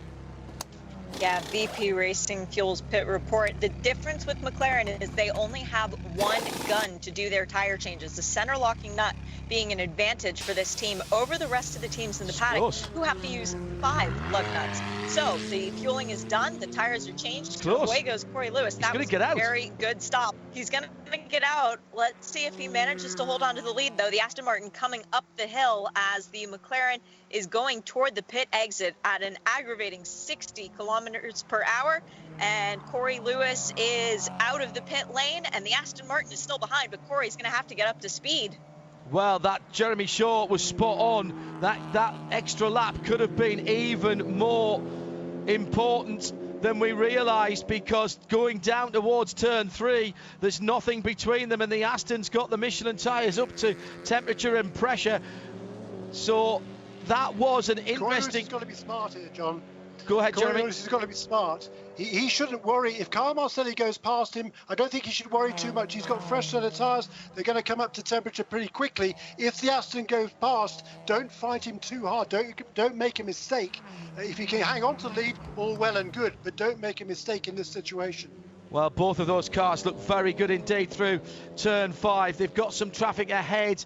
It is the one of the Hondas that they are about to put another lap on. And this may be danger time for the leader of the race, Corey Lewis, and that is the actual lead of the race after the final pit stops. Big flash of the lights from the McLaren driver, and here comes the Aston as well as they peel off left-handed at the bottom of Hurry Downs before they go into the carousel. I don't think you can get through there, Corey. He thought about it. A little bit of dirt thrown up by the Honda ahead of them, and it looks to me as though Kyle Marcelli's been very cute indeed and trying to get a better run coming out of the carousel. He dropped away just a little bit and through as he enters the kink, the McLaren, and off goes the Honda, trying to give him a bit of room, and that is the danger, of course, when you're being passed. There was no touch there, and the Honda driver doing his best to stay out of the way, but got onto the marbles, just turned in maybe a car's length too late into the kink, and the little front wheel drive Honda understeering, pushing off, but has managed to stay out of the wall. And now the battle for the lead then comes to the final corner. Corey Lewis may have done enough, Jeremy Shaw, on that lap to hold on to the lead. Oh, he makes a mistake through the final corner, drops the left-hand rear Michelin onto the dirt, and here comes the Aston. Marcelli smells a little bit of blood. There's nothing between them as they go down to turn 1. I tell you what though, Jeremy, I'm with you. If they'd pitted that McLaren a little bit earlier, they'd have had a 2 or 3 second lead there. Well, maybe not that much, but certainly would have had a second or 2 more. Well, I don't know. I mean, it's just that it must have been a magnificent in lap. It was certainly a tremendous out lap by Corey Lewis, because before the round of pit stops, he was about 4 seconds behind and closing quickly. So he's done a really, really good job here as Corey Lewis, and I think he's just now got to can just be smart, which he certainly was on that out lap. He was a really good defensive move down into turn 5, leave no opportunity for Karl Marcelli to try think about stuff in the Aston Martin down the inside line. And we've seen, have we not already in this race, how fleet that McLaren is on the straight. We can see it again there. He pulled out 3 or 4 car lengths at least on the straight. He's able to maintain his advantage into turn 5. I like the McLaren on the brakes as well at this stage of the race, I've got to say. It looks fairly good. Ian McCarthy, hello, has tweeted at IMSA Radio. He said the fact that the Cayman and the AMG GT are in the same class, locked in battle, is a wonder of modern sports car racing. It's been non-stop action in both classes today. Absolutely brilliant for the IMSA Michelin Pilot Challenge. Glad you've enjoyed it, Ian, and hope you'll stay with us for the rest of the 32 minutes or thereabouts, and indeed the rest of the season on IMSA Radio and IMSA TV. That McLaren has just about broken the toe and may just be breaking the hearts of Core Motorsports, as it's now got something towards a second of a gap going down the back straight towards Canada Corner.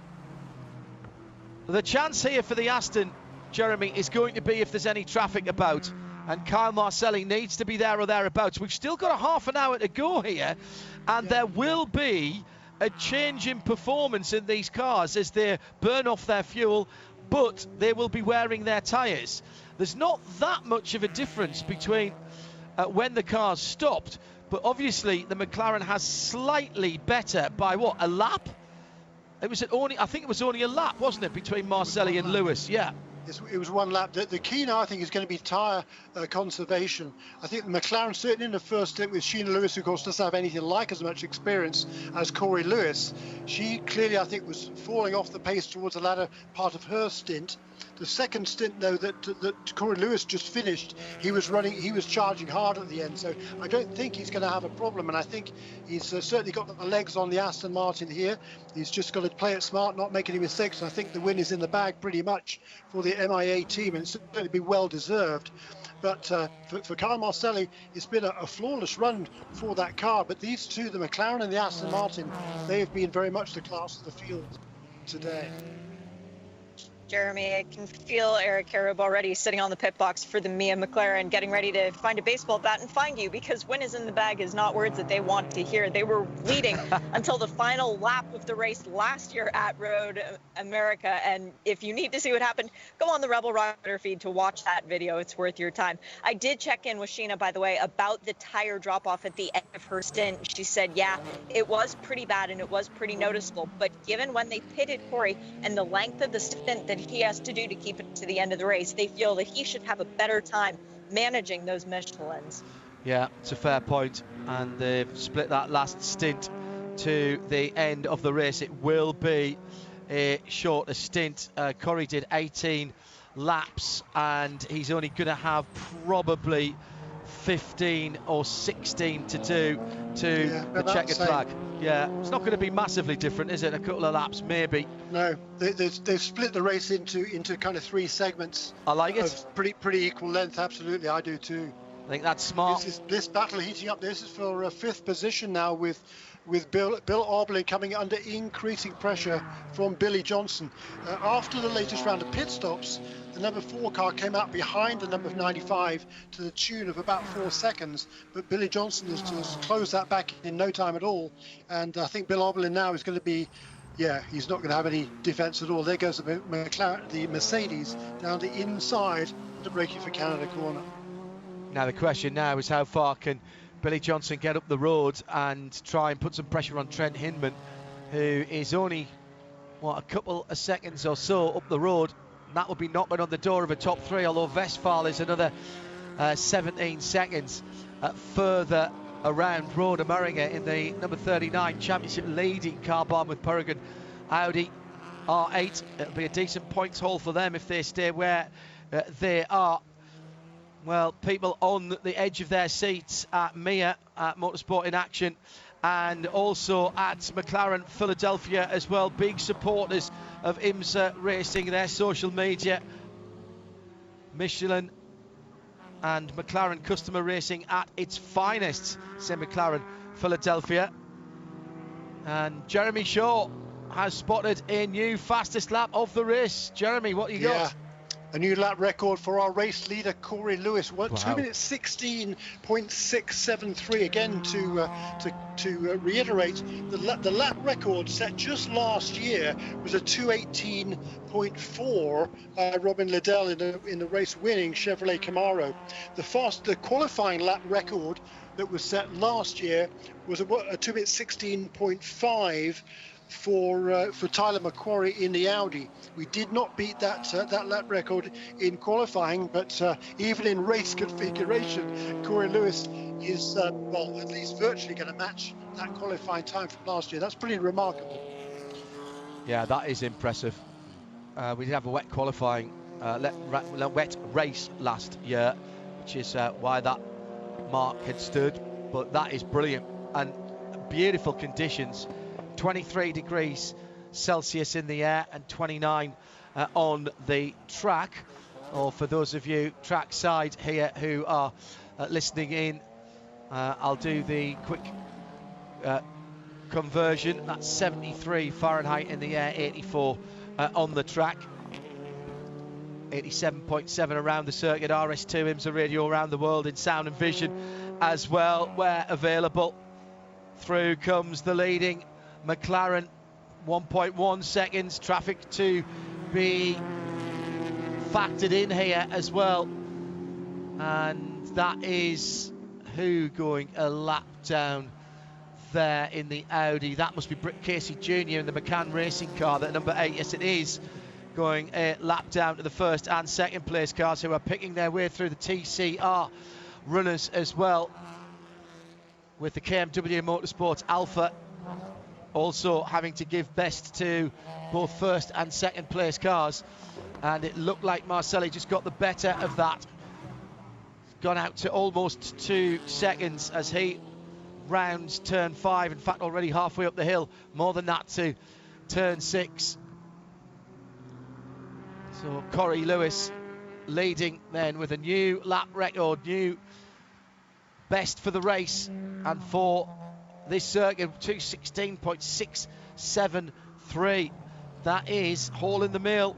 But there's 25 minutes left, and we have seen, Jeremy Shaw, have we not, that particularly in the Michelin Pilot Challenge down through the years, that it is not over until the checkered flag is out, and there's literally anything could happen at the moment. And that's why there will be so many fingernails being sacrificed to the great gods of racing at the moment. That's right. Just think back to last year, and the Compass Racing team thought they had the race in the bag with Kuno Whitmer leading on the run up to the line, and then in his elation he hit the radio button to shout to the team. Unfortunately, he didn't hit the radio button. In actual fact, he hit the pit lane speed limiter, so the car suddenly slowed, and Robin Liddell, an unbelieving Robin Liddell, went through to win the race. So yes, anything can happen, and Carl Marcelli is hanging in there. I mean, he's losing a little bit of ground to the McLaren, but he's doing a super job in an Aston Martin in second place, and with still 24 minutes remaining, there is plenty of time for anything else to unfold in this race as well. Just looking at Jeff Westphal, he's running now in a pretty conservative third position. He's all on his own now, well clear of Trent Hindman, and Trent Hindman has been closed on very rapidly by Billy Johnson, who's pulled a two-point deficit of over 2 seconds to next to nothing in just a couple of laps. Yeah. So that's far from over. In TCR, Gabby Chavez leads the class still for the Brown Ahead Autosport team, kind of 33 ahead of his teammate Parker Chase. But Parker Chase is hanging with him. in actual fact. He's only about 4 seconds or so behind him. I think Robin Liddell's Adam was 4th. Was he 6th when he started the last lap last year? He was down in 6th position. He passed one car in the first, basically the first sector of the lap. He got up to 4th place out of the carousel. He was in 2nd place coming out of Canada Corner. And then he was in 1st place crossing the finish line. It was that close for Robin. Yeah, just underlining what Jeremy and I were saying. And here is that battle. We said anything can happen just outside the podium spots at turn 5 at the moment. The bright yellow Volt Cayman. Trent Hinman struggling just a little bit. Looks like he hasn't quite got the car under him that he had earlier on through 6 and towards 7, and right behind him now is Billy Johnson. So this is back on again. We saw it earlier in this Michelin Pilot Challenge race. Down the inside at the bottom of Hurry Downs. No, I don't think so. Through the left-hander before sweeping, almost turning right forever at that point through the carousel and just balancing the car. Looks like the Cayman's struggling for a bit of rear grip there, Jeremy, and Billy Johnson looks very menacing indeed. Well, the car does. Billy Johnson, we can barely see, he's hunkered down. If he could make himself smaller behind the wheel to find half a mile an hour, he would do that as well. Now coming down towards Canada Corner. And I know that the AMG is a lot bigger than the Cayman, but you literally cannot see it. It is so close in behind. This is super driving and concentration. Trent Hinman takes a huge amount of pace through the centre of Canada Corner, and there's a touch, and I think it's broken the steering on the Volt car side by side as they came out of Canada Corner towards the next left-hander where the bridge used to be. It was the lightest of touches, but the cars are loaded up there. There was a certain inevitability about that. Oh my goodness me, is there a problem? It's taken the door mirror, pushed the door mirror in. No, it looks like that was just the wheel that was ripped out of Trent Hinman's hand then that threw that. And through goes Billy Johnson. That will be looked at. Race control have looked at it, reviewed, no action. Race control are on fire today, not messing about with anything. They've made a quick decision with 21 minutes still to go. So now Billy Johnson released from that particular issue, which was the Cayman ahead of him. He's got 15, call it 16 seconds to make up to get on the podium. And frankly, the pace that car's got at the moment, I wouldn't put it past him. Jeremy Shaw, that incident, very close contact, a very close quarters action indeed from those two.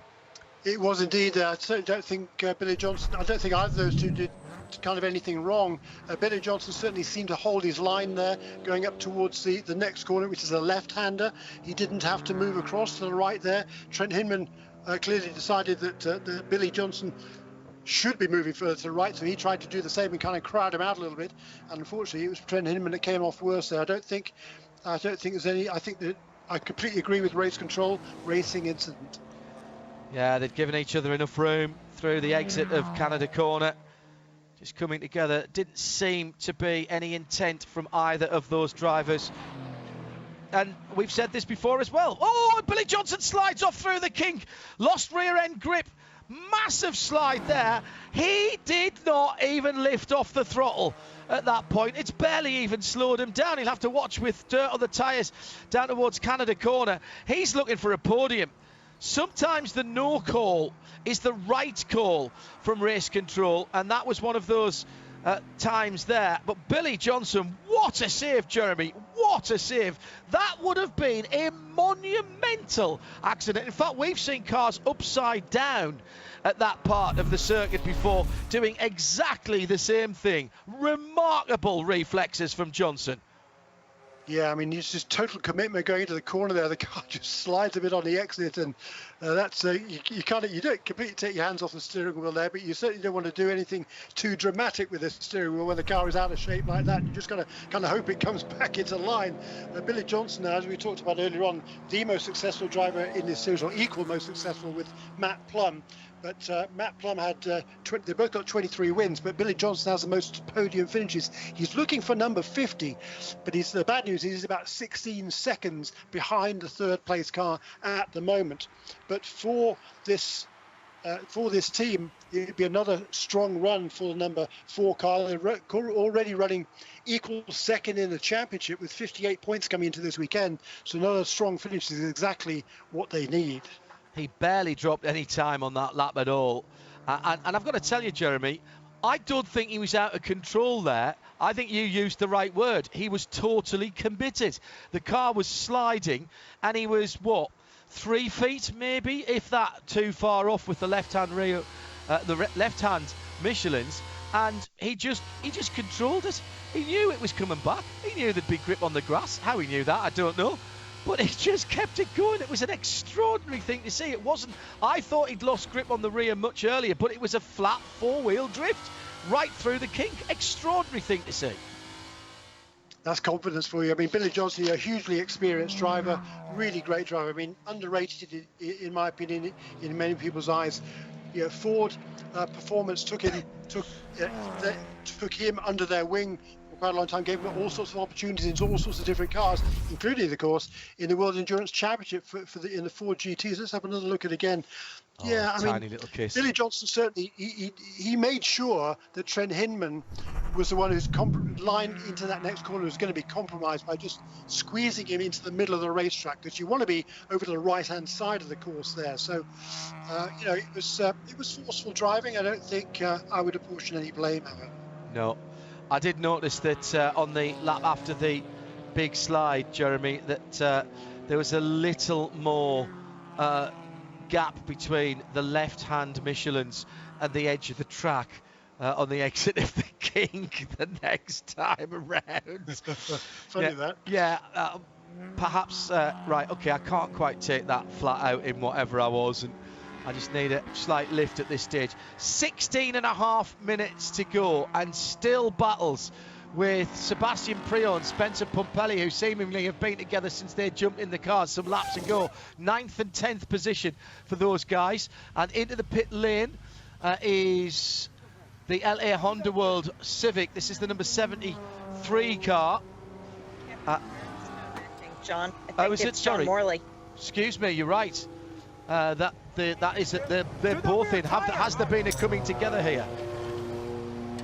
John Morley. Looks like maybe suspension damage for that number 61 Audi. This is the car that won the first race of the season, and they were running fairly close together, the 73 and the 61, but John Morley and Gavin Ernstone having a difficult weekend after qualifying further down the grid than they would have liked back in the 9th position.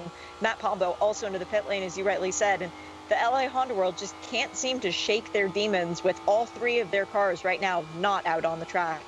Yeah, it's not been a good run for those guys. Thank you, Shane, with that VP Racing Fuels pit report. Well, what else have we got? What else have we got? Because you know that this is not over.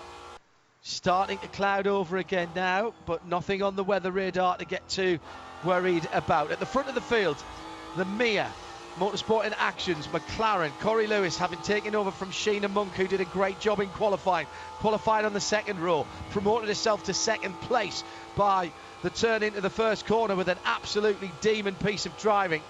And Corey Lewis has taken over after the first pit stop. He's now got nearly 4 seconds of a gap between himself and Kyle Morselli for Core Motorsports in second place, that led with Nate Stacey behind the wheel for so much of the early part of the race. Then there's 21 seconds back to Jeff Westphal in the Audi, the championship leading 39 car barn with Peregrine, as through goes pits for Billy Johnson.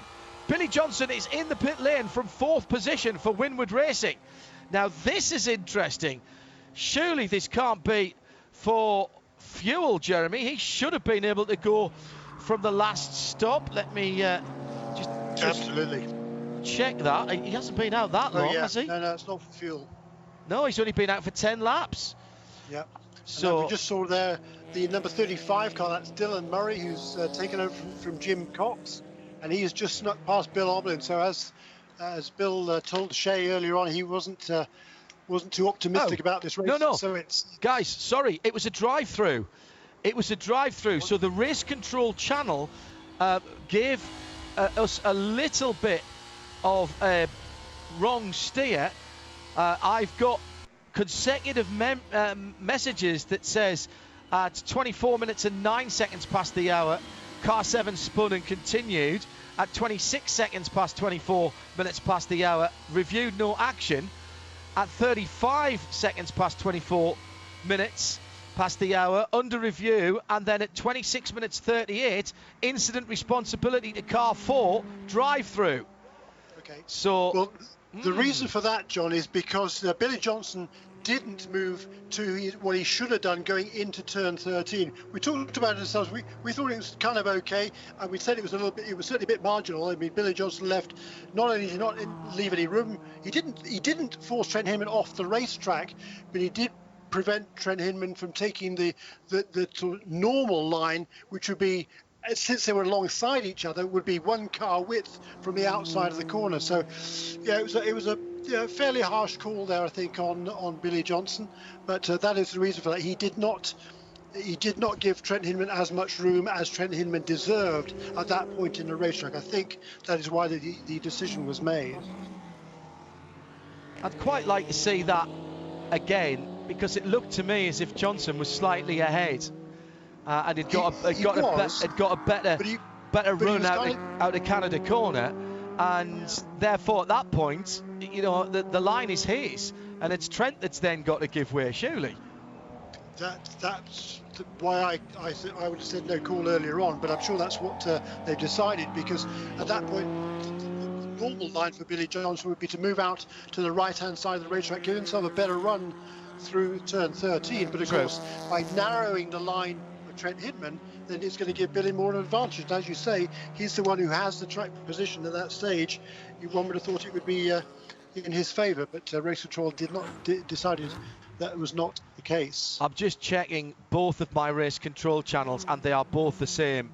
So apologies for giving you that original no call, no action, but that was as reported on the official timing and scoring.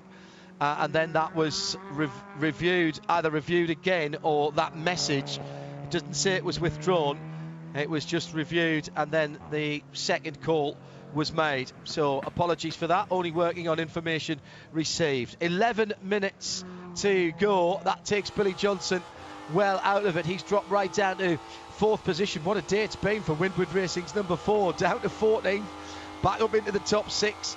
Battling potentially maybe outside chance of a podium, now back down to 8th, and just a couple of seconds ahead of Sebastian Priaulx and Spencer Pumpelly, who are still battling for 9th and 10th position. The other Windward car, which Bryce Ward had well up inside the top 10, sitting in 13th at the moment with Alex Edel ahead of Chase Briscoe.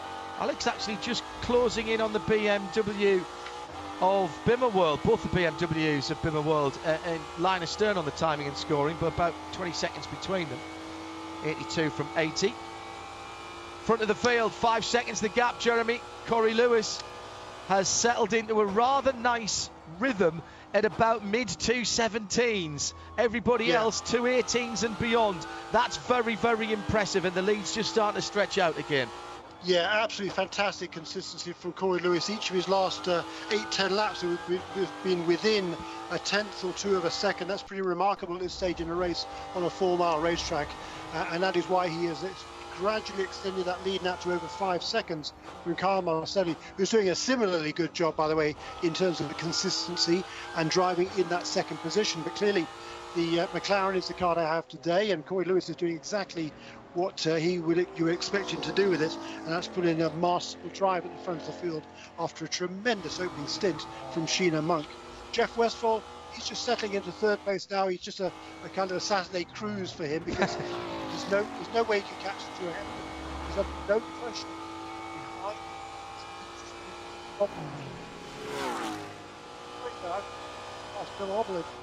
That kind of is now up inside the top 4 position. That's been a really just losing Jeremy there for a moment. We'll get back to him in just a sec. Bill Oberlin, he was mentioning there, the 95 Turner BMW, just 3 seconds behind 4th position at the moment, and 5.8 seconds ahead of Trent Hindman. That's and Jeremy is back with us now, the vagaries of our internet connection. 8.5 minutes to go, Jeremy. TCR, once again, Brian Herter Autosport, the Hyundai Velosters. 5 seconds between first and second, a little bit further back, around about 30 seconds.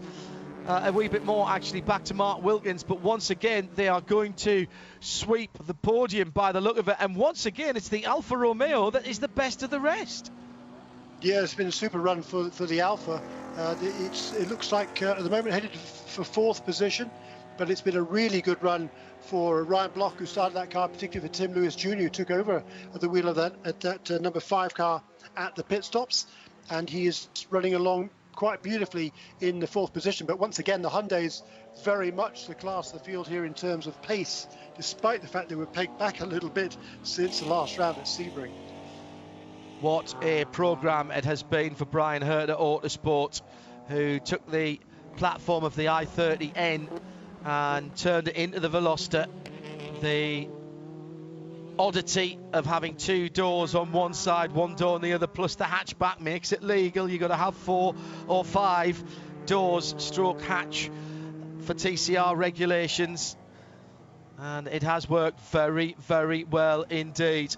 Customer cars out there as well now, and racing not just here in IMSA but around the world. And Hyundai making waves in World Rally as well, of course, and also looking to develop another touring car on the Elantra, which looks very similar to me to the i30N hatchback. So keep an eye out for that in the coming months. But it has been a very, very successful programme. At the front of the field, Corey Lewis pacing himself, still in the 17.4, 17.5, 17.8 the last few laps as he comes round. Actually, to put another lap onto Gabby Chavez, who is... Put a lap on Gabby Chavez. Put a lap, yes, you're right, Jeremy. Yes, you're right. So that has been a very, very speedy run, hasn't it? They went to the full hour before they did their one and only pit stop. And even on a very fast, wide open circuit like here at Road America, Jeremy, with no intervention from the safety car, the lead TCR car now, and only now, with 5.5 minutes to go, falls off the overall lead lap. Very impressed with the pace. It's very impressive. It's been a really good run by these two. I think they were very, very sensible in qualifying. Ryan Norman, did a super job in qualifying. Just did what he had to do, just turn a lap. It doesn't really matter how fast it is. They've got a good car for the race, and that's exactly the way it's panned out for this Brian Herter Autosport with Kerr Bagajani and team. Yeah, they've taken that programme and really moved the ball down the field, haven't they? What can we say about motorsport in action, Mia, and what they've achieved in the last couple of seasons in IMSA competition? Great supporters of IMSA. The green and white McLaren then, not a usual McLaren colour scheme, being tracked now by that red and white Hyundai N, the performance brand for Hyundai around the world, and various versions, more sporty versions of their very, very well engineered cars with the N moniker. That means it is the sportier versions, including some that was the leader kicking up dust there, going through the kink. More sporty versions, including, I'm led to believe, some of the SUVs will be getting the N treatment as well. Here comes the second place Core Motorsports Aston Martin, and again we'll Have to find the right spot to pass that little red Veloster. Through the final corner. Take your time, Kyle. Cut the lead down to just under 5 seconds. Shea Adam with news from the pit lane. This is normally the time when you can walk down the pit lane that I start asking who is looking worried, who is looking carefree, and who won't look you in the eye in terms of fuel. What can you tell us in this VP Racing Fuel Pit Update? Don't have to be on the pit to be able to tell you that the MIA crew is not looking at anything. They're not thinking about anything, and if we mention anything about them, they'll find us. But in terms of the TCR category, we have Hyundais 1, 2, and 3. The ones that are in 1 and 2 are close on fuel. They think they're good to go to the end, but Gabi Chavez and Parker Chase in the 33 and 29 respectively, they're slightly nervous on those 2 pit walls. When it comes to the 21 of Mark Wilkins, he is good to go to the end of the race. They've told him that he can do whatever he wants, but the 2 sister cars, well, they're the ones that cause for concern. Oh, okay. That's interesting. And what was the difference in when they pitted? I didn't think... And just one lap? The number 33 car came in 1 lap before the number 29. And they were among the early cars. Oh yeah, you're right. It was just over an hour to go in the race. It was 64 minutes to go when the number 33 car came in. A couple of minutes later, 1 lap later, is when the number 29 car came in to make its. And Mark Wilkins was 1 lap behind that as well. So they've all got a lap between them. Yeah, very good. The 33 did 24 laps on its first stint. It's already on its 26th. At the moment, so I can understand why there's a little bit of concern. And it will be white flag this time by. For the Motorsports in Action McLaren as they come through. So having just dropped off the lead lap might not have been the worst thing for the leaders in TCR. At least they'll have 4 miles fewer to do.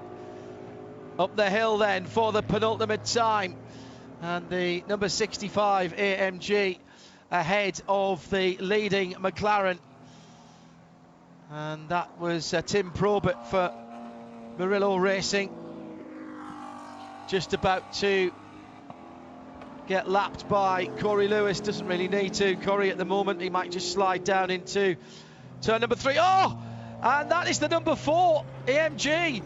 What a day they've had. Billy Johnson with the front end missing from that car. He's been pushing so hard. We know how hard he was shaping up to try and get somewhere close to the podium. The front end completely ripped off the left rear with a big dent in it as well. And he followed off the, oh my goodness, that's a huge impact coming out of the carousel. Followed off the number 56 car of Eric Voss, who came off the circuit, coming out of the carousel, threw up a whole load of dust. Now I wonder if he'd put something down. No, it's not. It's down to turn 5, through turn 4 to turn 5. My apologies. Well, that was a very odd. I wonder if there's something on the circuit there, Jeremy, that caused that. So that was coming. I guess it was coming out of turn 3 then, wasn't it? It was coming out. Yeah, it's coming out of turn 3. And that means we're going to finish under caution. That is an extraordinary accident. My apologies. I saw the pace and the tightish left. It's coming out of 7. It was coming out of 7, Jeremy. We'll get it right eventually. Yeah. Oh, really? It's coming out of 7.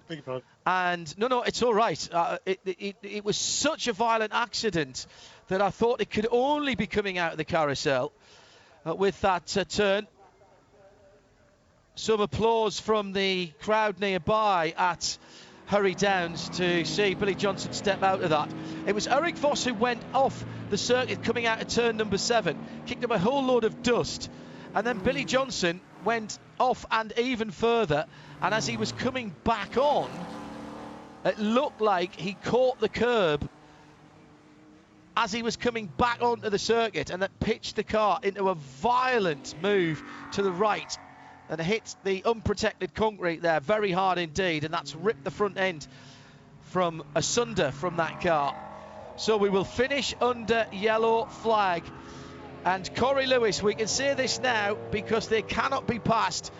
Corey Lewis will finish what Sheena Monk started in qualifying, then continued with a brilliant drive from Sheena in the opening stint, particularly in the rough and tumble of the opening stint of the race. And Motorsports in action, and McLaren with the 570S GT4 will win, and very slowly crosses the line now and do win the Michelin Pilot Challenge at the Road America 120. MIA are winners. What a result. What a run.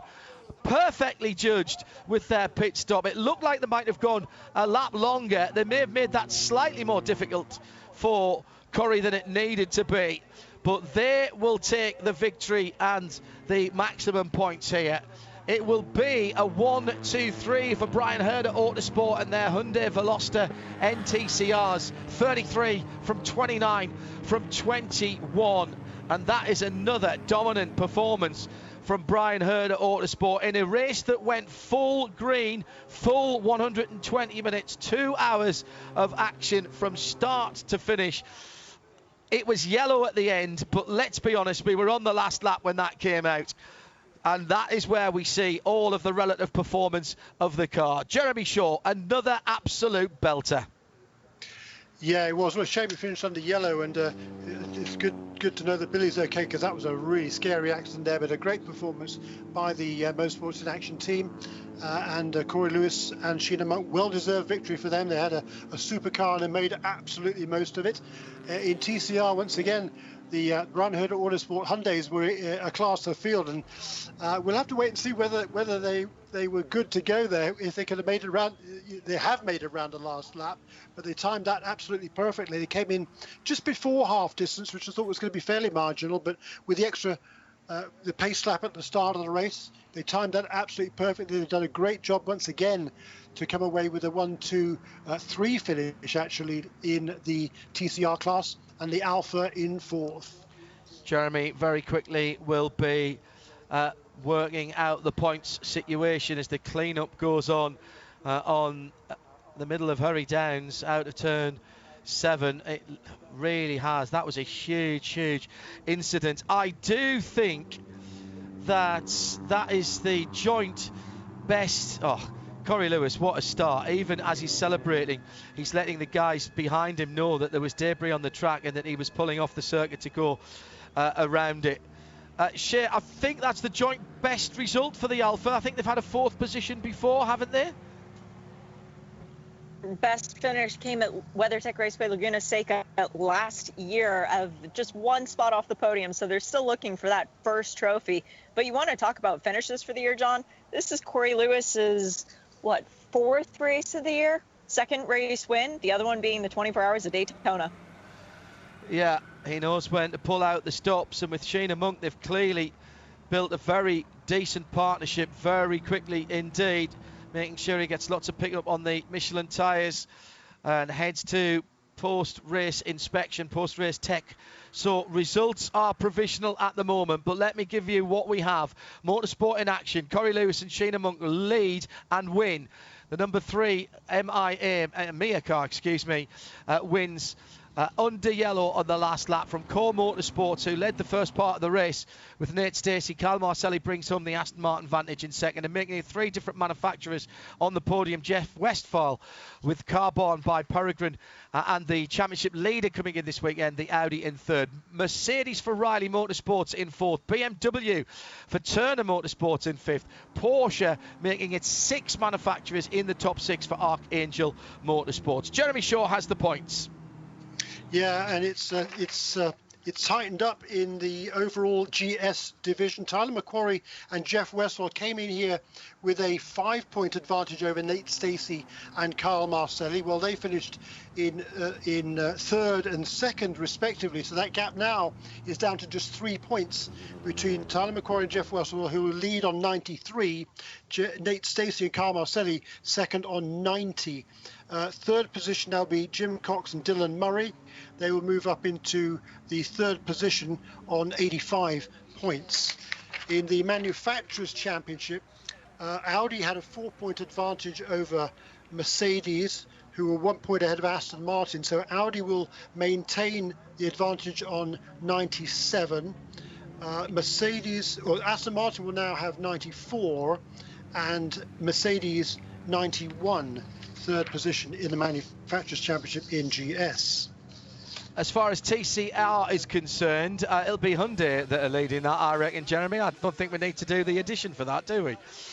Well, yeah, actually in the Manufacturers' Championship, they were tied with Audi coming in this weekend. But yes, this win will move them ahead for good for after this round. In the overall Drivers' Championship, Harry Gottsacker and Mark Wilkins with a third place finish today.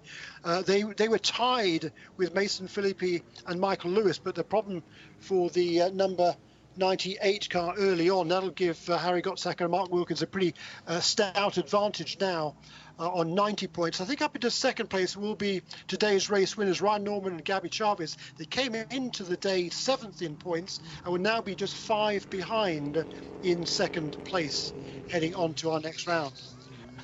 Do you know, I'm just thinking, I wonder if something broke on the front of that Billy Johnson car as a result of the little side-by-side incident with Trent Hinman earlier on, and that was exacerbated when he came back on from the dirt at turn 7, and just something gave way. Well, Gabby Chavez about to get out of the Veloster N, the Hyundai, bright red Hyundai number 33, taking the victory. What a day again for Brian Hurton at Autosport. That programme, they've made it their own. They won the championship, a manufacturer's championship with the i30N before they came to IMSA, and then the Veloster built onto the same platform with mostly the same pickup points and things like that. 1 or 2 bits and pieces of engineering that had to be done. Brian, remember talking to Brian about it at Sebring when the car was announced, and he kind of played down how much work was involved in it, but it's clearly not as simple as just bolting a new set of panels on. That's not how it works with monocoque cars. But they have made that their own, and they have sold cars to customers as well. Into victory lane for Mia Motorsport in action for Sheena Monk and Corey Lewis.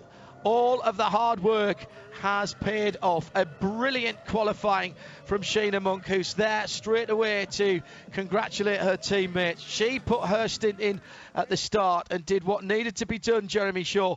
In qualifying, let's not forget, she could only be at the sharp end of the field because of the performance that she put in the qualifying, and then backed that up with an immaculate first stint, particularly in the opening laps. Yeah, absolutely perfect drive by these two. For Sheena Monk, particularly with so little experience in racing in general, that was a very, very impressive job that she did, and exactly what was required of her. Bring the car back to the pit lane in good condition, in as good a position as you possibly can, and that's exactly what she did. And Corey Lewis, with all his experience, was able to go on from there. Of course, this is the first win in the Michelin Pilot for Sheena Monk in just her third start, and it's only the second win in 37th starts for Corey Lewis, but a great effort and a tremendous team performance.